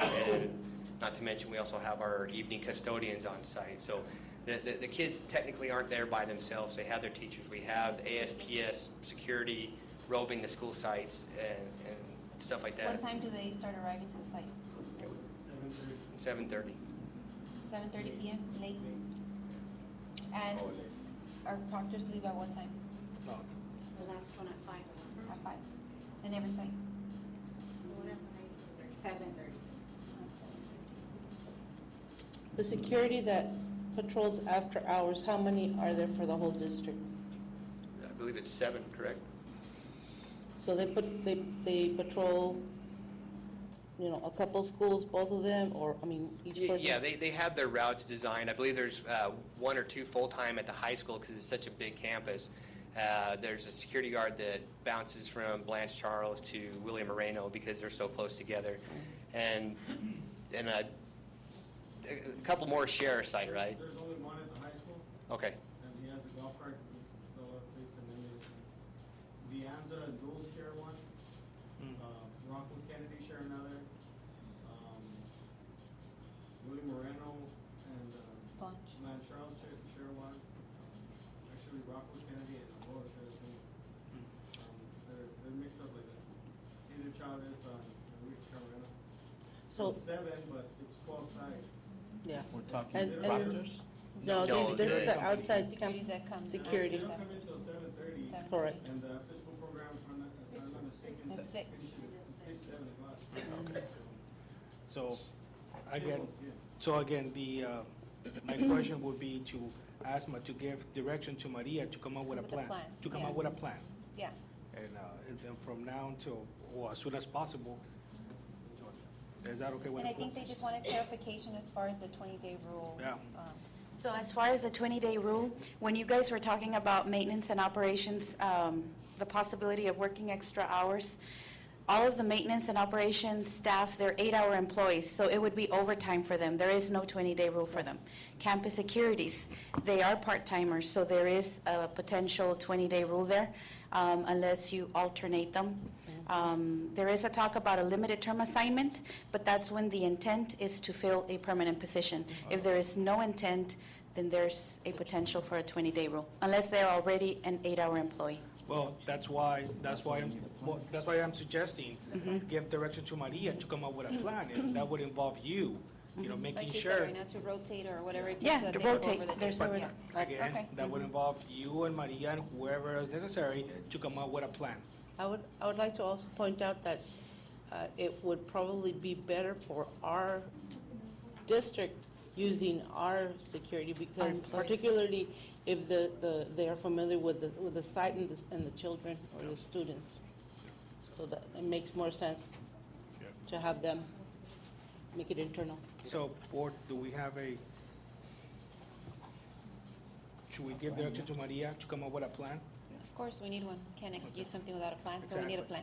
Yeah. Eric? Yeah. Okay, Maria, thank you. And thank you. This talk about security, it's been on our minds for the longest time, and I'm glad that you guys are coming up with plans to make sure that our kids are safe.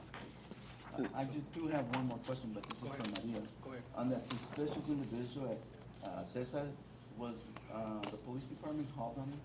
You know what, I did not contact the police department, I just notified all of our staff, though. Okay, well, I would like for the police department to be called. Yes, and we so that did can have work with them. we did have a suspicious individual at Kennedy Gardens yesterday, and the police department was Well, called for that one, so just so we're aware of that. With regards to, I know it's not up there, but are we securing a quote for Calexico High School's front fence? Because I know that one would be costlier, but it's much needed, because that one is really It's dangerous. Yeah, tell me about I it. mean, It fell on me. Yeah, it really is. I mean, there's parts that I shared some pictures with the superintendent yesterday with some of those, and I mean, there's parts of that fence that are completely rusted through. There's diagonal braces welded to it with a new footer into the ground to help keep it upright. Yeah, it's not what I would want to look at. It's not what I want to look at. And, we did get a quote for that, I believe, 6-7 months ago, and it was $64,000 to replace that front stretch Just of the front, yeah. ornamental iron. But, I mean, it needs to happen. It really does. It's only a matter of time before it actually falls on somebody, or somebody brushes up against it, gets scraped, cuts themselves, and, Yeah, when I was a security guard, I was closing that gate, and the stopgap was gone, and it fell forward, and yank me. Yeah, I can imagine that, yeah. It's in really bad shape. It needs to come down and be replaced. It's not going to be cheap, but it has to happen. Okay, so Board, do we have any more questions or comments? that's it. That fencing at the high school, does it fit the criteria for that money we have, the $12 million? Could the damage been caused by the earthquake?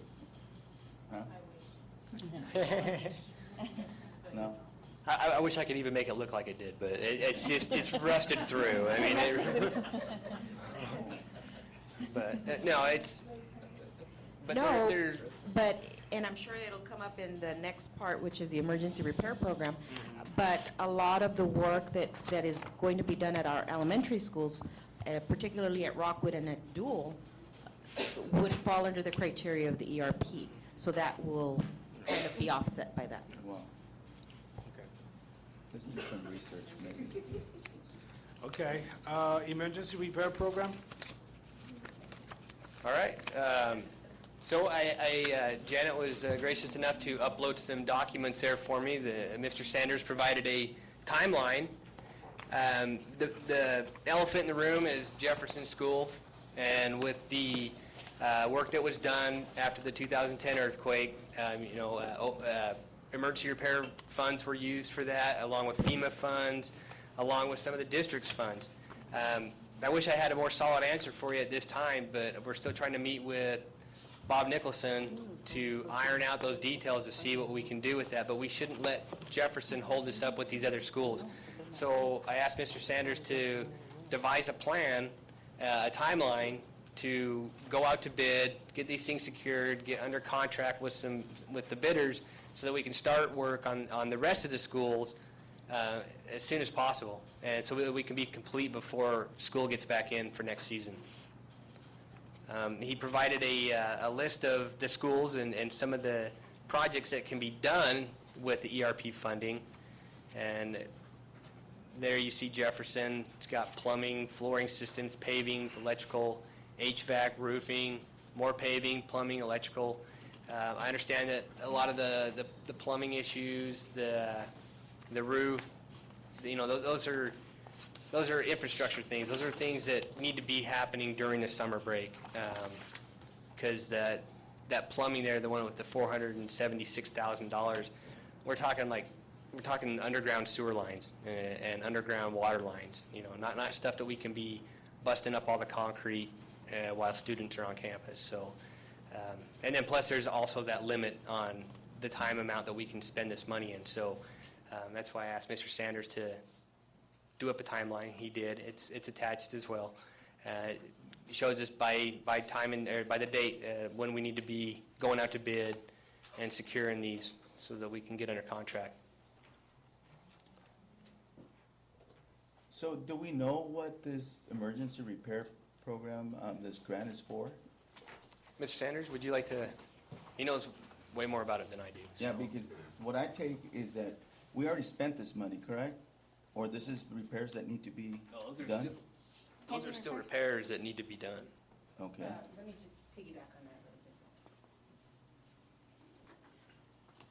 quick. So specifically for Jefferson School, in the earthquake and the repairs, Jefferson was kind of remodeled, redone. So this is the school that is in question. And we did at one point receive ERP dollars back in 2013 to repair Jefferson after the earthquake. So this little over $2 million, this is, for this particular school, it's in question because we have made these repairs to the roof and with plumbing and so on and so forth. So we're just trying to, with Bob Nicholson, along with Jimmy Sanders, take a look at all the expenses that were done, and then with the ERP dollars that were given, will we be able to keep this $2 million? But the other projects, like if you go up just a little bit, let's just find another school. Okay, so we can look at Kennedy Gardens. So we have $972,000 to spend for, and this is what we can spend it on. We can spend it on HVAC, which is to replace air conditioners. This is money that's available to us right now for air conditioners. So we can survey Kennedy Gardens, if we need to replace, I don't know, 10 air conditioners or whatever it is, we have $178,000 to do that, which is here, ready to do. So this grant actually specifies the site where the That- money needs to that- be It spent? specifies the site, how much can be spent, and on what it has to be spent on, and we cannot deviate from that. And which were the schools? So we have, okay, so there's Jefferson, Kennedy Gardens, keep going. Kennedy Gardens was 972,000. Maine's, we have a little over $1 million, approximately $1.2 million, and it specifies what it can be spent on. Of course, I left my binder over there.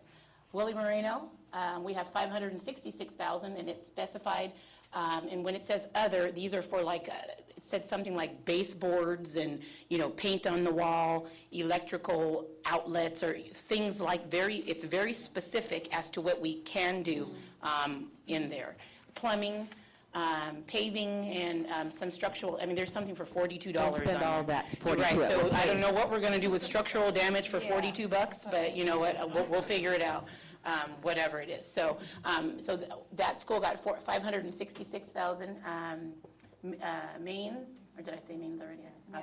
Blanche Charles, 391,000, and again, we can do some air conditioner repairs and plumbing and there's electrical for $393, other than probably putting, and if I saw some of the pictures correctly, you know how like this particular wire right here that's going across the floor, that is a hazard, somebody could trip and fall, it's just to put the white strip across it so that no one trips and falls, that type of deal. So it's broken down by school site as to what we can use it for, and it has to be used for that specific purpose and the dollar amount. And at Dual, we received over $2.8 million. So a lot of this remodel in the front for electrical, which we know that we need remodeling in the front in the offices. For flooring, we know that the flooring has a big hole in the middle of the office floor. So there are these funds available that will assist with this remodel, as well as other things around the campus that we can use this ERP money for. For Rockwood, a little over $2 million to do the same, where we can replace some flooring, because that's one of the big moves that we're, as far as moving the office from that trailer that Mr. Nielsen pointed out, or from that office, and moving it towards the front, we can offset our general fund costs with these dollars to make those emergency repairs for safety. For Deanza, 9th grade, $441,000 to address, windows, doors, gates, and, plumbing, roofing, and some other things. These are the specific purposes, and we will certainly use those dollars for that. And then at the high school, $1.6 million, again, for plumbing, for gas, for roofing, which, it's only $930, which it would be great if we could use this with this bid that's coming on item K5, I think.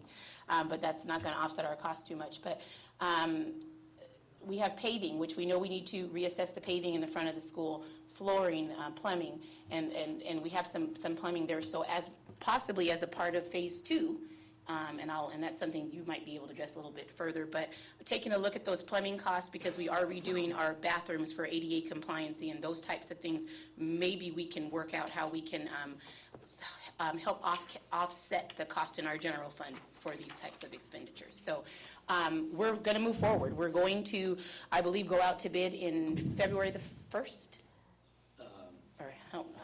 I don't have it here. My computer's over there. I have a question. If you have, for example, Calexico High School that recently has had, in the last year, several plumbing issues, breaks, Right. pipe breaks. And so when we talk about plumbing here, can any of those sort of be, like, especially the most recent ones of a couple weeks ago, can those be journal entries since it's been within this time frame? Correct, yes. Can we reimburse the general fund for that? Yes. Yes, we can. Just Same thing with air conditioning? Yes, we if it can. was recent, though. Thank you. and so that funds can be used also to maybe replace old pipes that we still, probably in some places, still have clay pipes. Yes. Yes. And asbestos. Okay, yeah. Ms. Randall, it's my understanding that this grant has an expiration date. That is correct. What is that date? let me go get my binder. So I do know that it's 15 months for from date of receipt, which would have been, we received it back in, I believe, October of 2015. So 15 months from, thank you, from that time. So it would be approximately December of 2016 for non-DSA approval projects, and then it would be 18 months, or excuse me, 21 months for projects that do require DSA approval because of the stamp out, the approval process, that extra time frame for that. And when did we receive this money? I believe in October of 2015. Yeah. So the clock is ticking. The clock is ticking, and I'm not sure if there's another, if you can open up the other attachment where we can take a look at the timeline. We start the first day school's out, and we finish before school starts. Okay, so Mr. Sanders says we start, so the work will actually start the first day school is out, and we're projecting to be done before school starts. So we're looking to start going out to bid specifically for the non-DSA projects. You're gonna see those things coming on future agendas of, we're gonna bid for, whether it be plumbing, paving, whatever it is, we're gonna start multiple projects so we can get it done and start work as soon as school is out.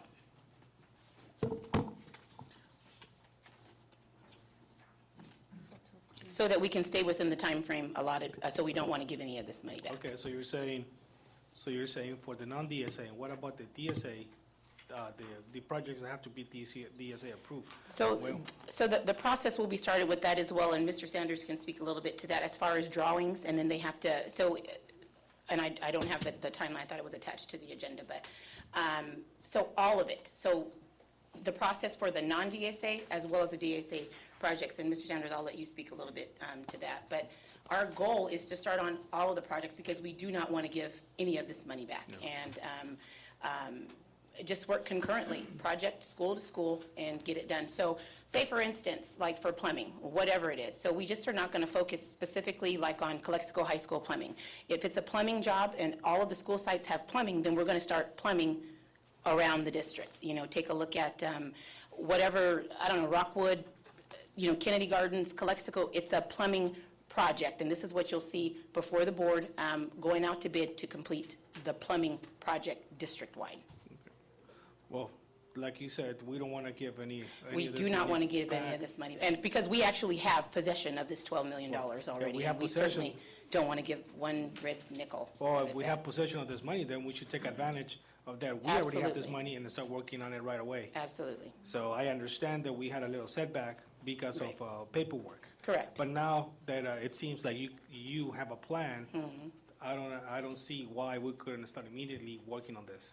And so the immediate process would be going out to bid, Yes. getting permission from the board, which you'll see on our next agenda, going out to bid for the different projects, and then going through the bid process, and then awarding bids, and then actually starting work. So that's about a 10-week process Okay. is what that is. Now, for the DSA, for the projects that have to be DSA approved, how many months do we have to complete?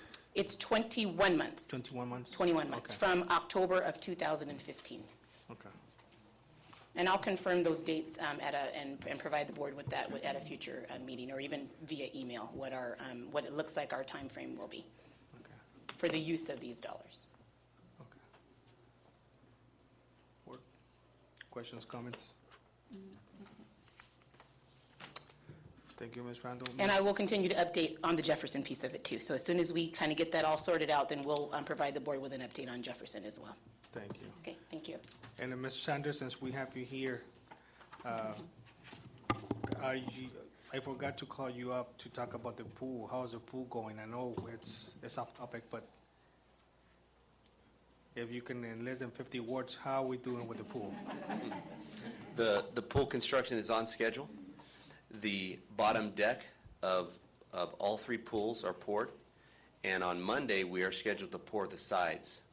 So we look forward to being able to showcase that to the pool committee this coming Wednesday. They're going to actually see 2 complete pool shells. Much of the underground work is also in progress, and a portion of it is complete. So things are going well. Thank you, Mr. Did the rain cause any problems? The weather? We lost a half a day of work. Okay. Yeah, but No- yeah, there was no no issues caused where there was any flooding or we had to repair anything, because we already had the bottom decks poured by the time it rained, so. Well, good to hear, Mr. Sanders, and hopefully every board meeting, if you can make it and give us an update, that would be nice. Okay. Thank you, Mr. Sanders. All right, thank you. Ya nos pasamos del tiempo.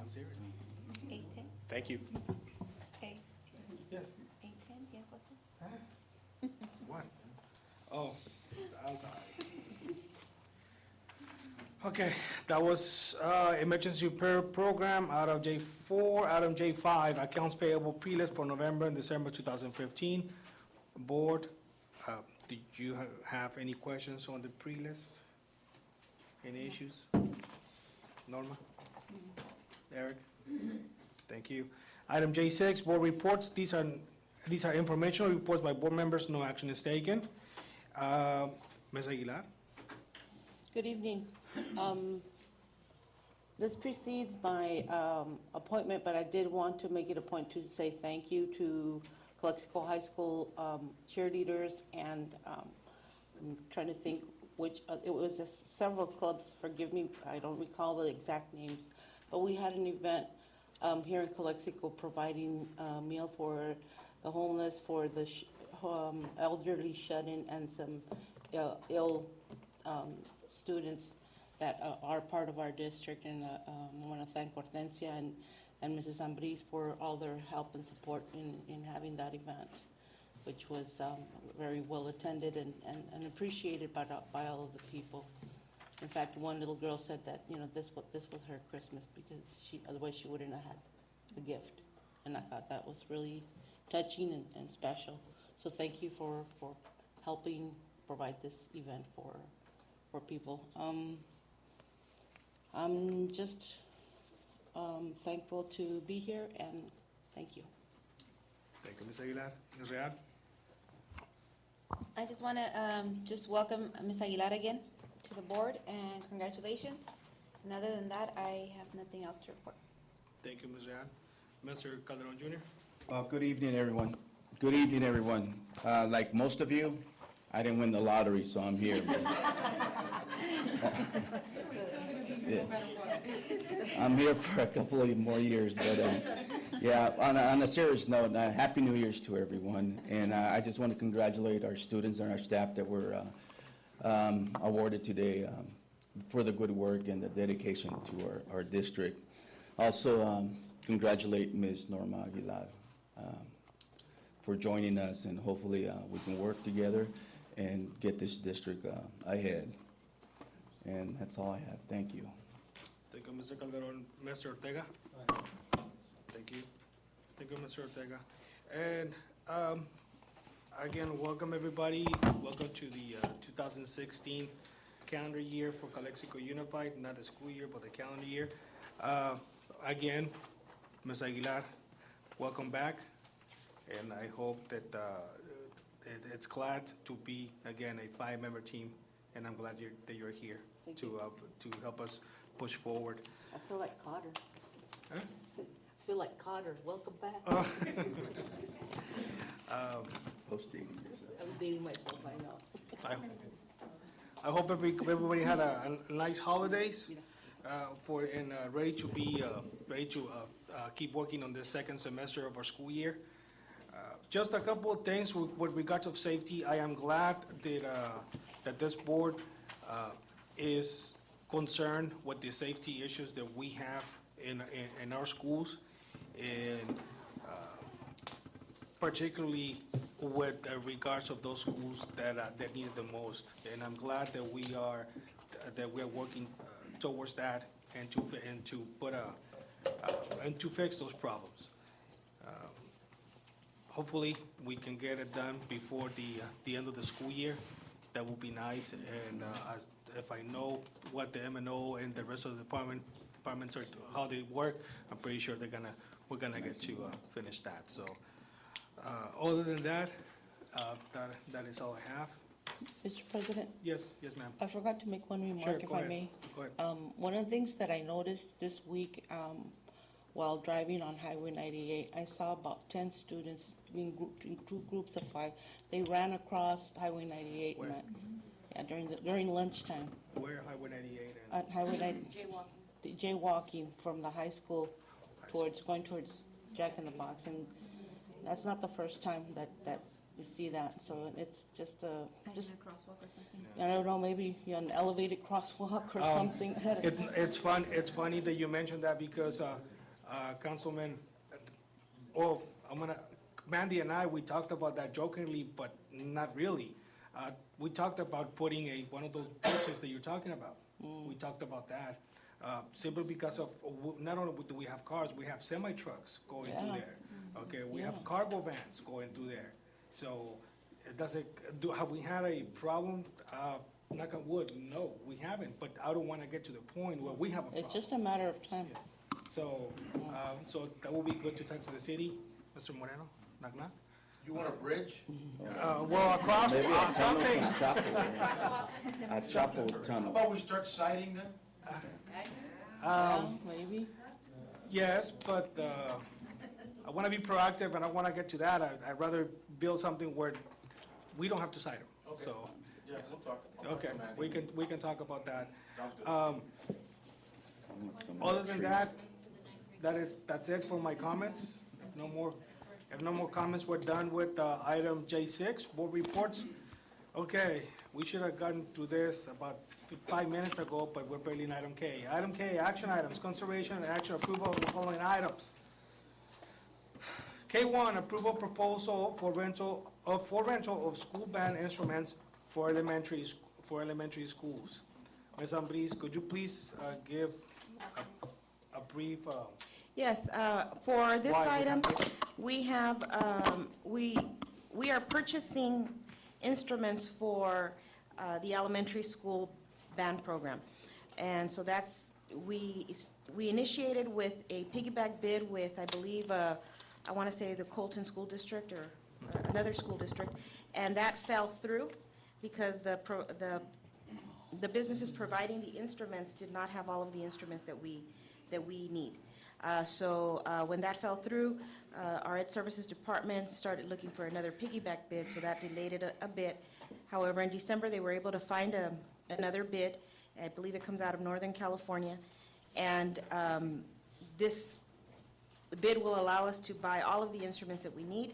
However, they will not be delivered until about, I believe, March, April, or April, May. And so in keeping our band program, getting it going and getting our kids to play music, we need to rent these band instruments that they can use.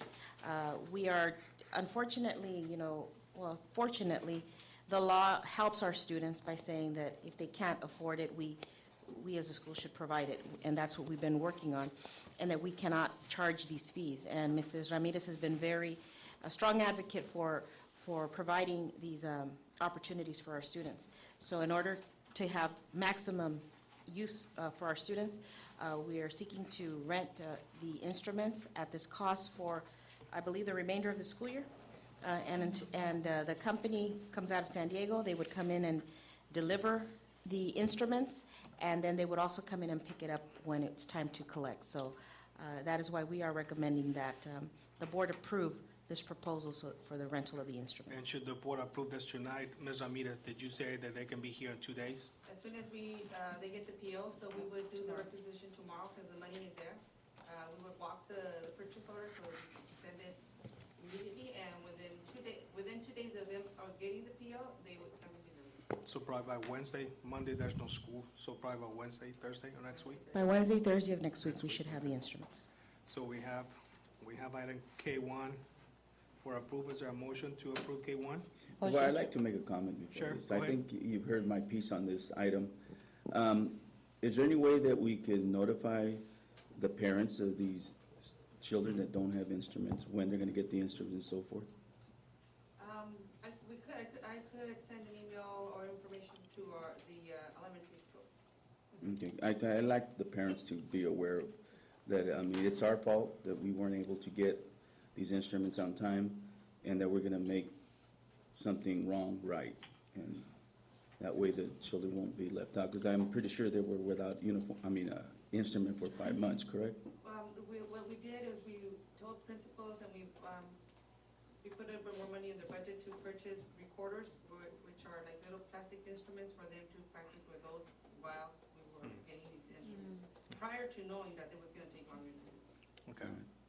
Well, I mean, it would be part of our LCAP, letting them know what's going on. Sure. I mean, it's gonna cost us $15,000, but at least we're gonna ensure that they can play for another, next 4 months? Yeah. Yeah. So I think money- Mr. Lanusa would agree with me that music is It's essential. Thank you, Mr. Calderon. Any more comments? Make a motion to approve. There's a motion Second. by Ms. Real, there's a second by Mr. Calderon. If no more questions or comments on this item, on K1, all those in favor, please signify by saying aye. Aye. Aye. Motion passes 5-0. Voting in favor, Ms. Aguilar, Ms. Real, Mr. Calderon, Mr. Ortega, and myself, Mr. Calderon. Item K2, memo of understanding between Calexico Unified School District and Imperial County Office of Education for preschool consultation. Maria? We have ICOE's person in charge of the preschool programs, et cetera, early education, early childhood education, who is affording our district his consultation on an as-needed basis at the rate of $50 an hour.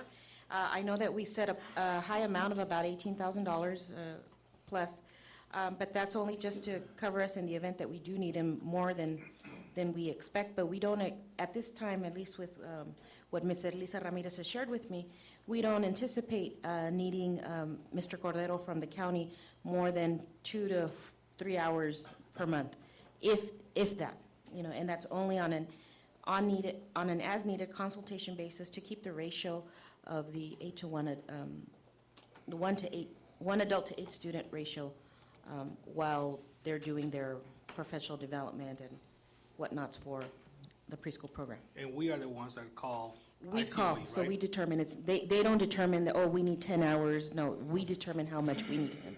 Perfect. Is there a motion to approve K2? Well, I'd Go ahead. like to make a motion to reduce that 18 to 9,000. So you, In the event they do need money, they can bring it back and we can grant so would you them like to make a motion, but instead of saying 18,000, you want to make it what? 9. half. 9,000? So there's a motion on the floor to make, to approve K2, but instead of being, an 18,000, instead of approving $18,750, is to approve only $9,000. So that's the motion. Is there a second? I would like to second for discussion. Okay, there's a second by Ms. Aguilar. Go ahead, Ms. Aguilar. I would like to know what would be the impact of reducing it to that amount. Well, Ms. Elisa could tell you more, but I would believe that there's not really a significant impact at this time, because this is something that we're starting with them, and again, it's going to be determined at our rate. If we see that we need them for more time, then we'd bring it back and let you know what, we've run out of money and we need. And just to give you some background, when we did our FPM, one of the recommendations from CDE is to redo or how we do our instructional setting for our students. And so I saw, I spoke to Mr. Cordero, he assist us with that, because we were under the impression that what we had been doing was property, because they are very specific as to talking about the minutes. You have to have 60 minutes of students' free choice. And so what we thought was free choice was not free choice. So that's why we're seeking his services. Okay. So we're only thinking of probably maximum 3 hours, and really it was for the next 2 months, just so that we can fix all the paperwork that was needed to comply with our FPM findings. Okay, thank you. Okay, so I'll So- second. So there's a motion by Mr. Calderon Jr. with the reduced money, and there's a second by Ms. Aguilar. Any more questions or comments? No? And no further questions or comments. All those in favor, please signify by saying aye. Aye. Motion passes 5-0. Voting in favor, Ms. Aguilar, Ms. Real, Mr. Calderon, Mr. Ortega, and myself, Mr. Calderon. Item K3, memo of understanding between Calexico Unified School District and the Sparks Program for curriculum trainings and equipment for after-school enrichment programs. And this is a PE curriculum for the after-school program, and it's the Sparks program. Mrs. Brisa Huerta Price, the coordinator of after-school programs, can speak in greater detail to it, because I know that our trustees had questions, specific questions about Spark after school. I did provide some additional information here. This has. Can you leave some of that stuff in the front? Yes. It's already over there? Ms. Ramirez is passing it up. Okay. So the day that it was placed on the agenda, I was out sick, and Janet had me at the door and didn't want me to get any closer, and so I was as brief as I could, but I was expecting questions. The Spark after-school curriculum is in use in several districts in the county.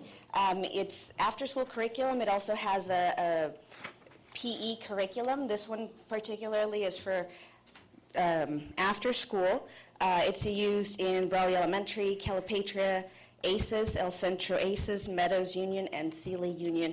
And I know Meadows has it also for their PE program. Really, when I went out to observe most of these after-school programs, the physical activity consisted of either free play or soccer. And we're talking a lot of very young tutors that are working with our students, and so I saw that they would benefit from training, curriculum, so that it would require less planning on their part, or because they are very rushed, they don't have a lot of time to sit down, look for activities, plan, get the equipment together. And so this Spark kind of puts everything together. If you look at the second page, you have a breakdown of what each side would get.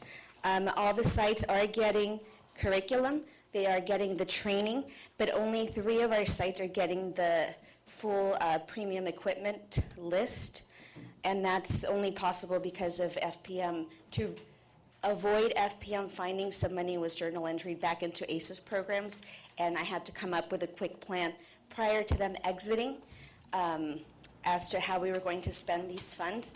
And so then I had the opportunity to purchase or to consider purchasing this program.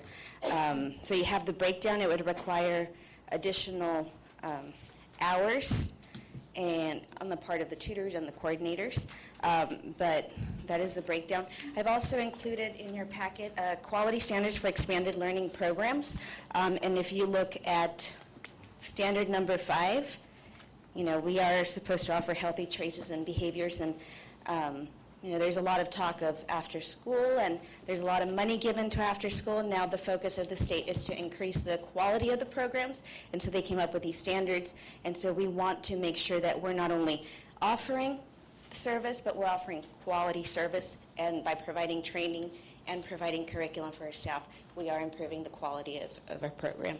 And then the last 2 pages are the plans that were submitted as the FPM team was getting ready to write up their findings. If we don't spend ACES monies, do we have to send them back to? Yes. So Yes, whatever we do not spend, including the money that was returned as part of these FPM, then we would have to return at the end of the school year. Okay. So. Thank you. What kind of equipment are you getting?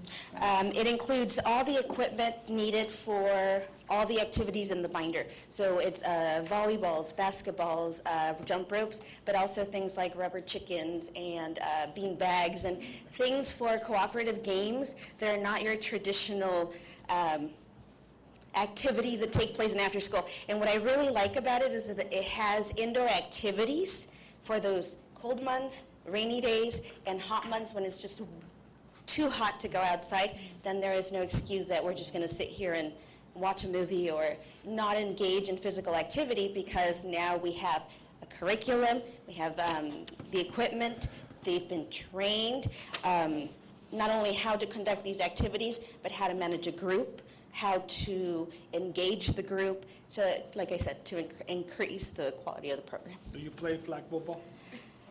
He's going to come out to our sites, Mr. Moreno, and he's going to help us get that going.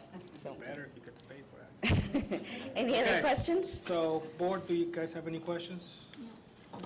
No? So if no further questions or comments, is there a motion? Motion. To approve? Okay, there's a motion by Mr. Calderon, is there a second? Second. There's a second by Ms. Real. If no further questions or comments, all those in favor, please signify by saying aye. Aye. Aye, motion passes 5-0. Voting in favor is Ms. Aguilar, Ms. Real, Mr. Calderon, Mr. Ortega, and myself, Mr. Calderon. That was item K3. K4, adoption of job description, farmhand. Mr. Oh, We can have Mr. Carlos Gonzalez come to talk about it if you need any more description. are you guys ready? Make a motion to approve. There's a motion by Ms. Real, there's a second by Mr. Ortega. If no further questions or comments, all those in favor, please signify by saying aye. Aye. Aye, motion passes 5-0. Voting in favor, Ms. Aguilar, Ms. Real, Mr. Calderon Jr., Mr. Ortega, and myself, Mr. Calderon. Item K5, acceptance of Phase 1 construction for, acceptance of Phase 1 construction, just a bid. Bid for Varner Gym. For Varner Gym which includes the roof, AC units, and gym floor. And as I shared earlier in my report and has been shared throughout the meeting, Phase 1 is for, indeed, the roof, the HVAC units, and the gym floor at the cost of over $1 million, so that, $1,008,000, I believe, so that we can start the non-DSA part of Varner Gym. Perfect. Which in the part 2 would include the restrooms, right? Yes, correct, and the bleachers. Okay.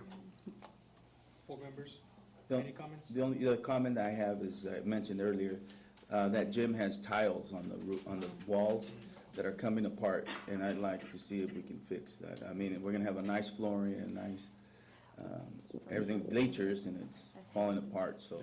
If that's not included, what we can do is create a Phase 3 and start that part as well. And also the water fountain.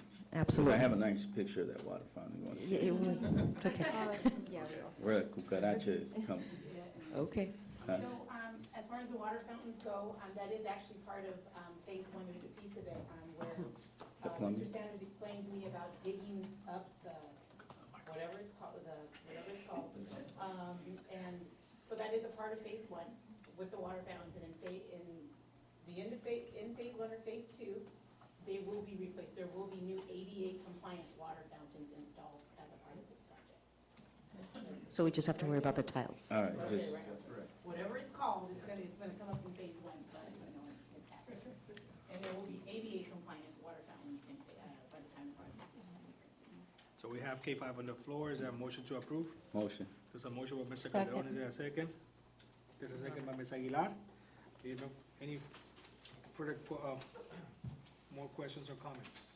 No? If no more questions or comments, all those in favor, please signify by saying aye. Aye. Motion passes 5-0. Voting in favor, Ms. Aguilar, Ms. Real, Mr. Calderon Jr., Mr. Ortega, and myself, Mr. Calderon. Item K6. Okay, for K6, it's to be able to use the piggyback bid from Chafee Joint Union School District, which is up north, for the purchase of the band instruments, what we were talking about in K1. And they would be delivered between April and May.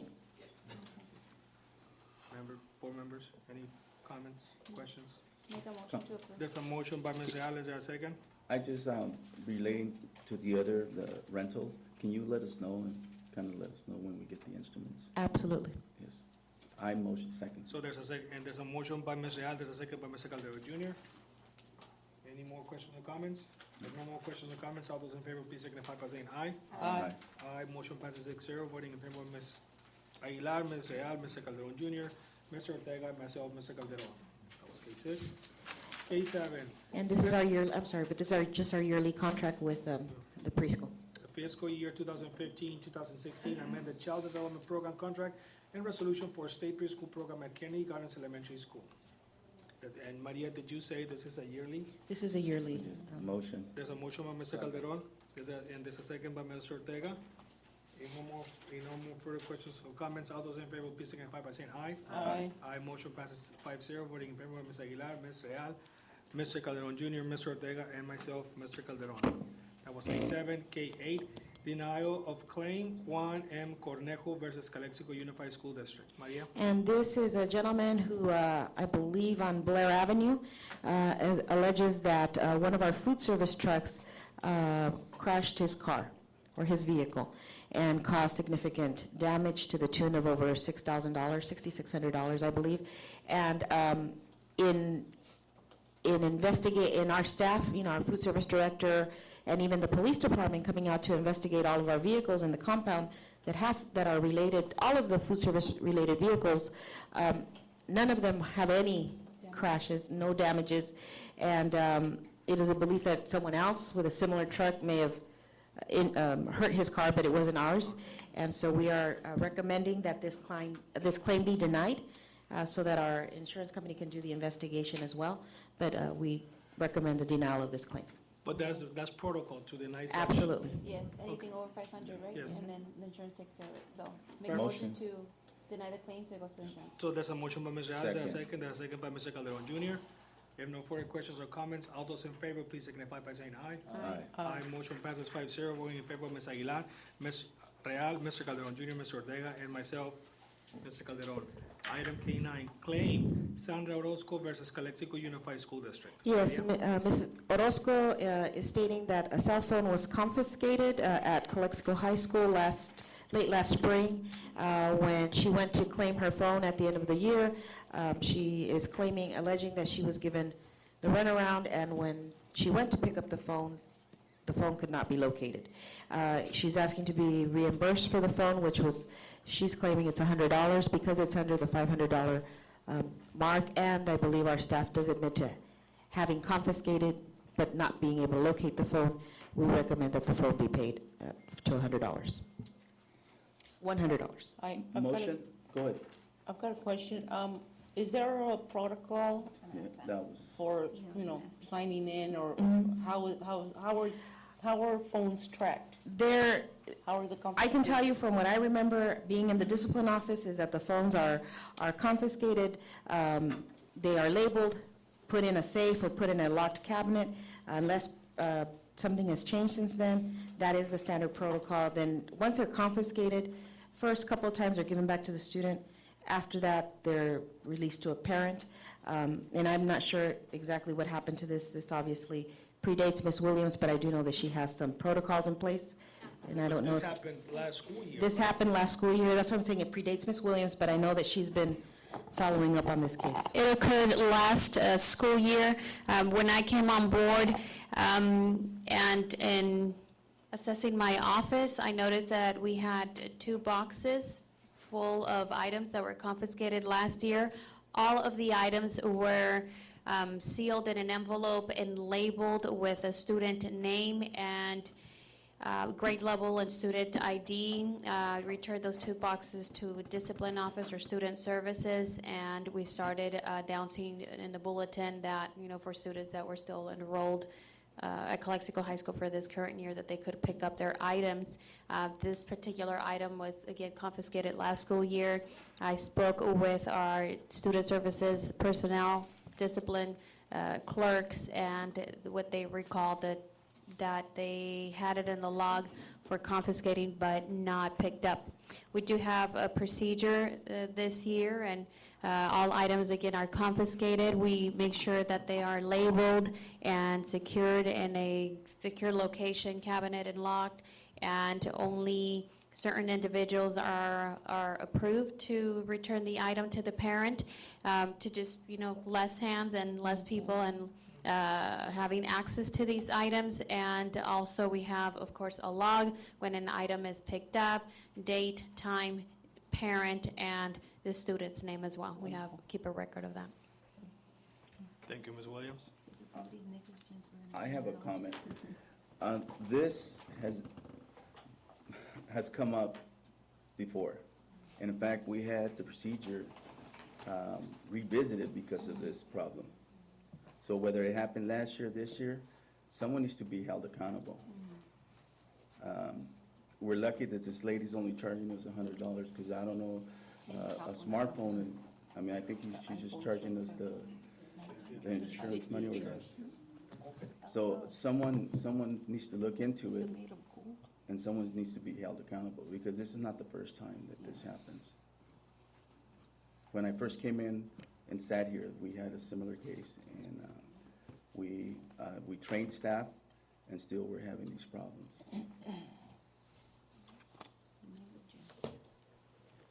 Okay, so we have item K9, and the recommendation is to approve the claim of $100.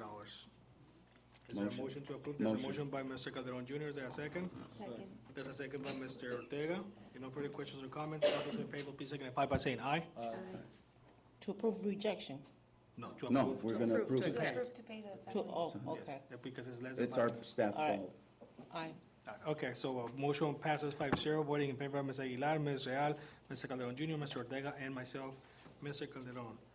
Item K10, fiscal year 2014-2015 financial report and audit certification. Ms. Randall? And less than 50 words, Ms. Randall. Are we okay? Skip the slide in. And less than 20 words. All right.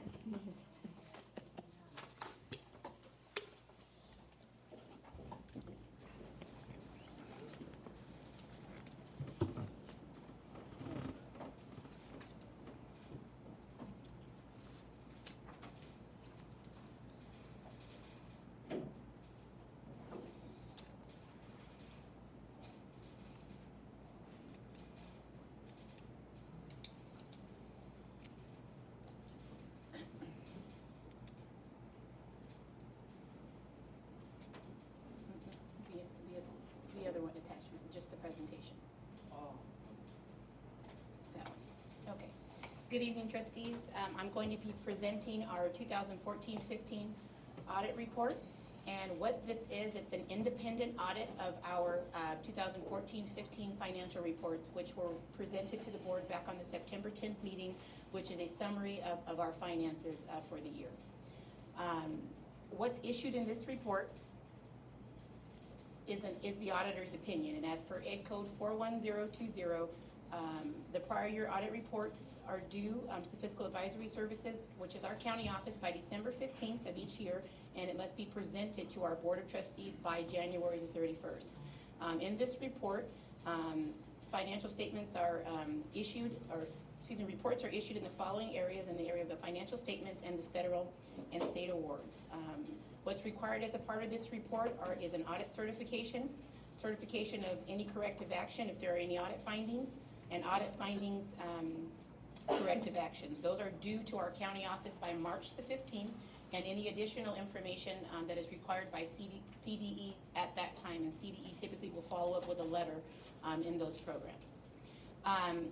Auditor's opinions. There are several different auditor's opinions that can be offered from our independent auditor, one being an unmodified or unqualified opinion, and it concludes that the financial statements give a true and fair view of what was presented in our financial statements. If there are any major changes in principles and methodologies, it's reported in our financial statements. It makes sure that the financial statements comply with the relevant statutory requirements and regulations, and make sure that there's adequate disclosure of all materials. Any changes in the accounting principles and methods, they're also detailed in the auditor's opinion. The next type of opinion could be a qualified opinion. What that means is that when the auditor encountered two types of situations which do not comply with generally accepted accounting principles. There is deviation from GAAP, which are the generally accepted accounting procedures, and if there's deviation from that. And it also takes into consideration a limitation of scope, and that occurs when the auditor could not audit one or more area in the financial statement, which that's certainly an issue. So for the highlights of our audit report, so we did receive unmodified or unqualified opinion in the areas of our financial statements. We had a few deficiencies, but they were not of material weakness, and that is certainly something to be congratulated for. We had just very minimal deficiencies in the area of internal controls, which impacted our financial statement in the due to, due from, which I'll get into a little bit further. Unduplicated pupil counts and our attendance, which is, we got 2 findings in that. Also in the areas of the federal and state awards, we had migrant, which is a repeat finding, and ACES, which is a repeat finding. However, there still was an unmodified opinion given to the district, which means that material was immaterial. It was not large enough to cause great financial impact, and that there was no significant deviation from the rules in the audit.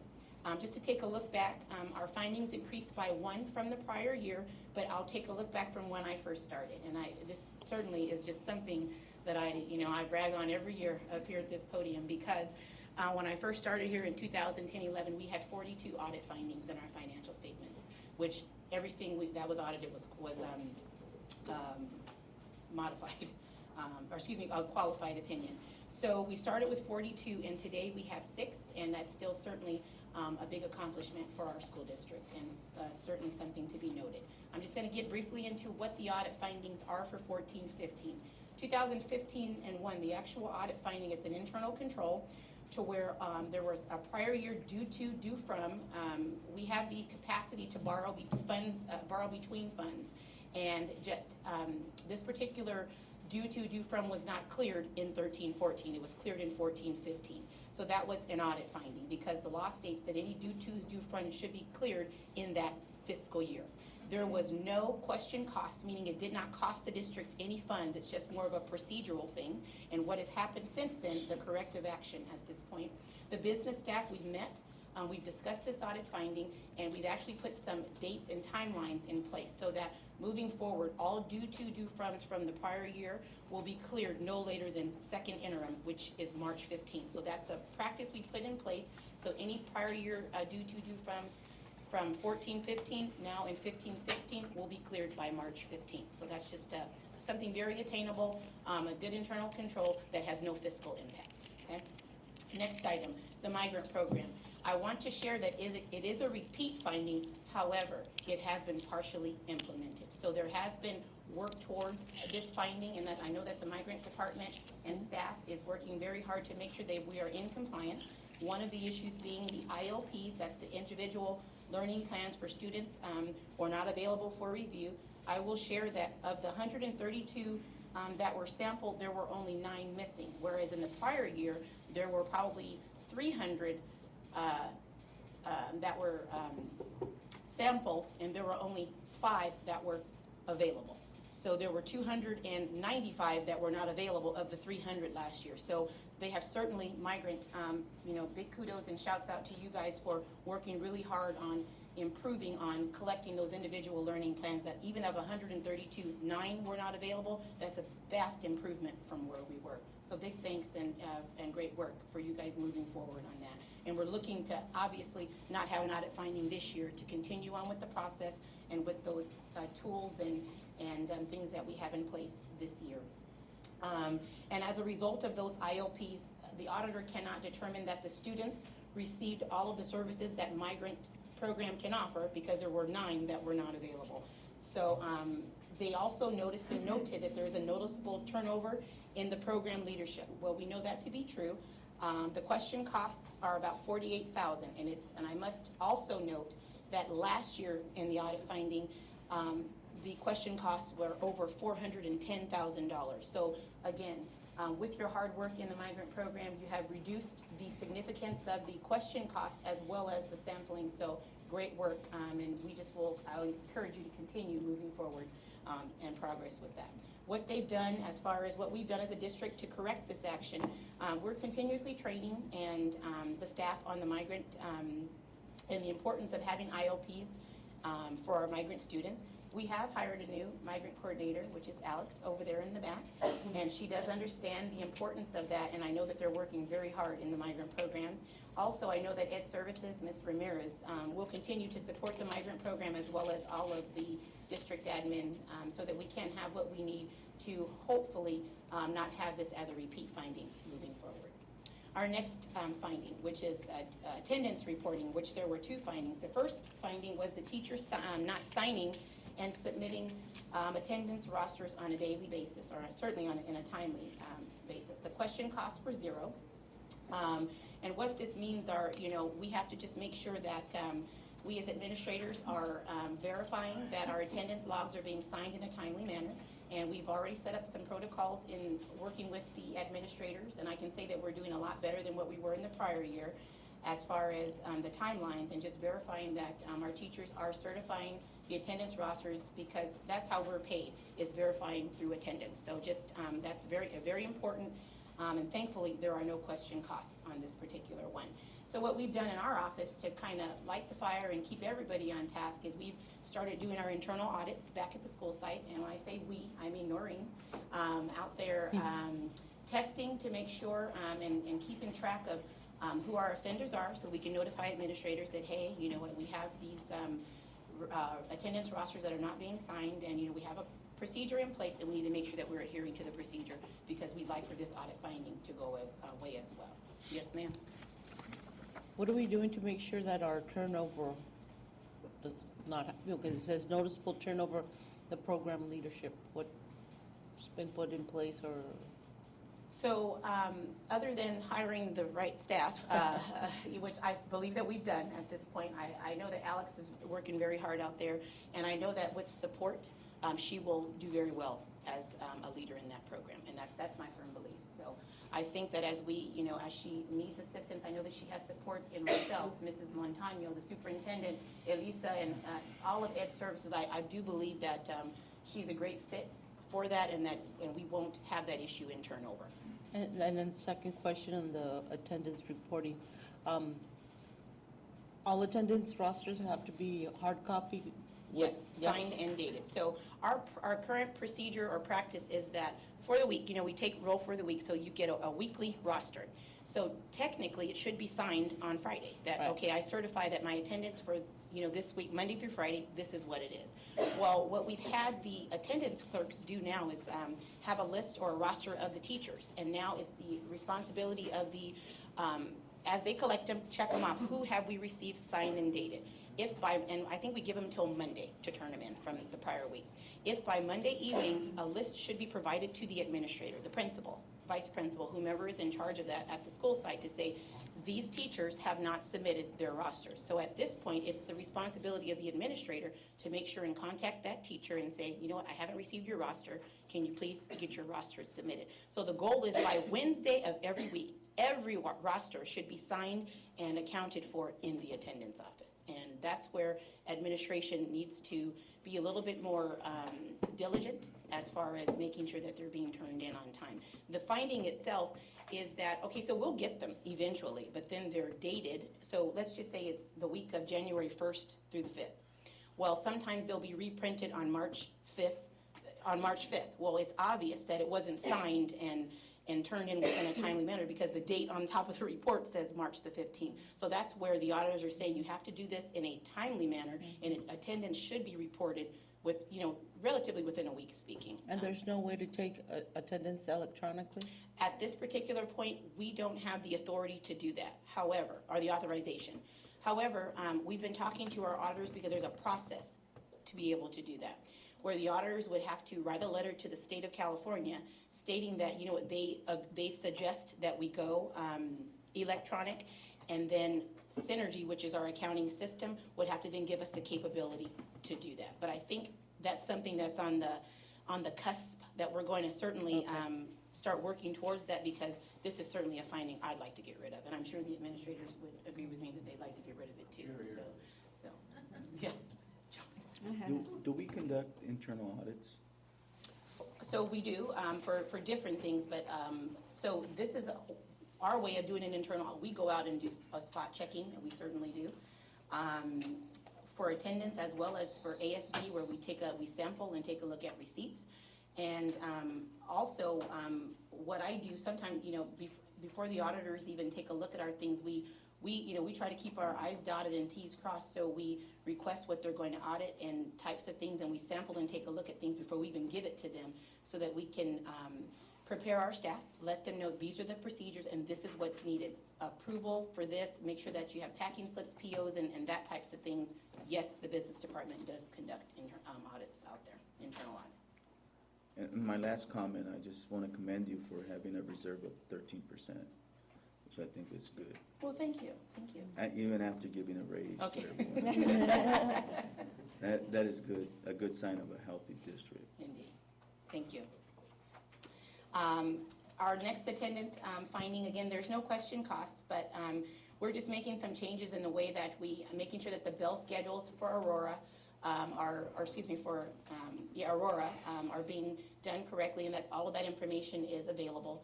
Thankfully, no question cost, but we are working with Ed Services and Aurora to make sure that the bell schedules and those things are stated correctly. Our finding for the ACES program, it's a prior year finding, but also has been partially implemented, so again, big kudos to the ACES department. Question costs of $35,000, $567 this year, which is still less than the prior year of $85,000. I know that Mrs. Price has been here with updating board policies and those types of things that have been brought to the board already, so she is doing a lot of things and making a lot of headway to make sure that we do not have these, working towards not having these findings moving forward. And our last finding, which had to do with unduplicated counts, and this one is a little bit costly. And this was kind of a dagger to the heart, this particular one, because myself, Phyllis, Melissa, Claudia, we had worked very hard on not having any audit findings on our unduplicated pupil count. And what this does, it directly affects our gap funding percentage. And even the first 2 years of implementation, we had no audit findings, and that was certainly a big accomplishment. We had a little bit of a hiccup in where we had everything great and ready to go, and we had a hiccup in the computer system where one of our technicians clicked a button in the Synergy system, and it derailed all of that, which ended up costing the district $299,831, which is significantly less than what I had initially projected, which was double that. So thankfully, it's less than that. But so we were devastated, and it's a hard audit finding to talk about. But to make amends for that and to make sure that that never happens again, along with IT, thank you, Eddie, we have disabled that in every system, so no one has access other than IT to be able to make those types of overall changes in a district system. It just had to do with security and level of security in our system that we were unaware of. So this is kind of a costly finding, and it's unfortunate, but this is it, and this is the worst finding of the evening, this particular one. Where does it come from? I mean, when we pay. So what happens is they just give us $299,000 less than what we're entitled to. So it wasn't like we got the money and then, and they took it. They just will give us $299,000 less than what we're entitled to. And we take it out of our general fund? It comes directly out of general fund, unrestricted general fund. Okay. Yeah. All right.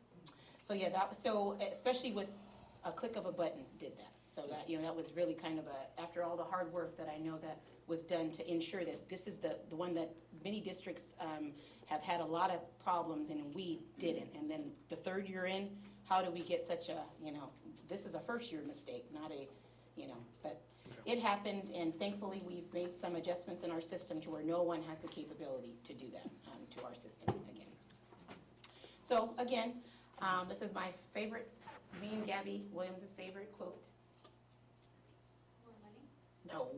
Absolutely not. Rome was not built in a day. So again, as we trickle away at those different things, brick by brick, making sure that we're in compliance in our budget and our financial statement, I can say that we certainly have come a long way. And we are certainly looking forward to reducing our audit findings and still maintaining a fiscally solvent district, fiscally solvent budget. Some notable accomplishments. Now this one, I have to thank the principals, the folks that actually do ASB. They deserve many kudos. Sandra Ramsey deserves many kudos for this. In the last 20 years, this district has had a finding in our ASBs. For at least 20 years, they've had an audit finding.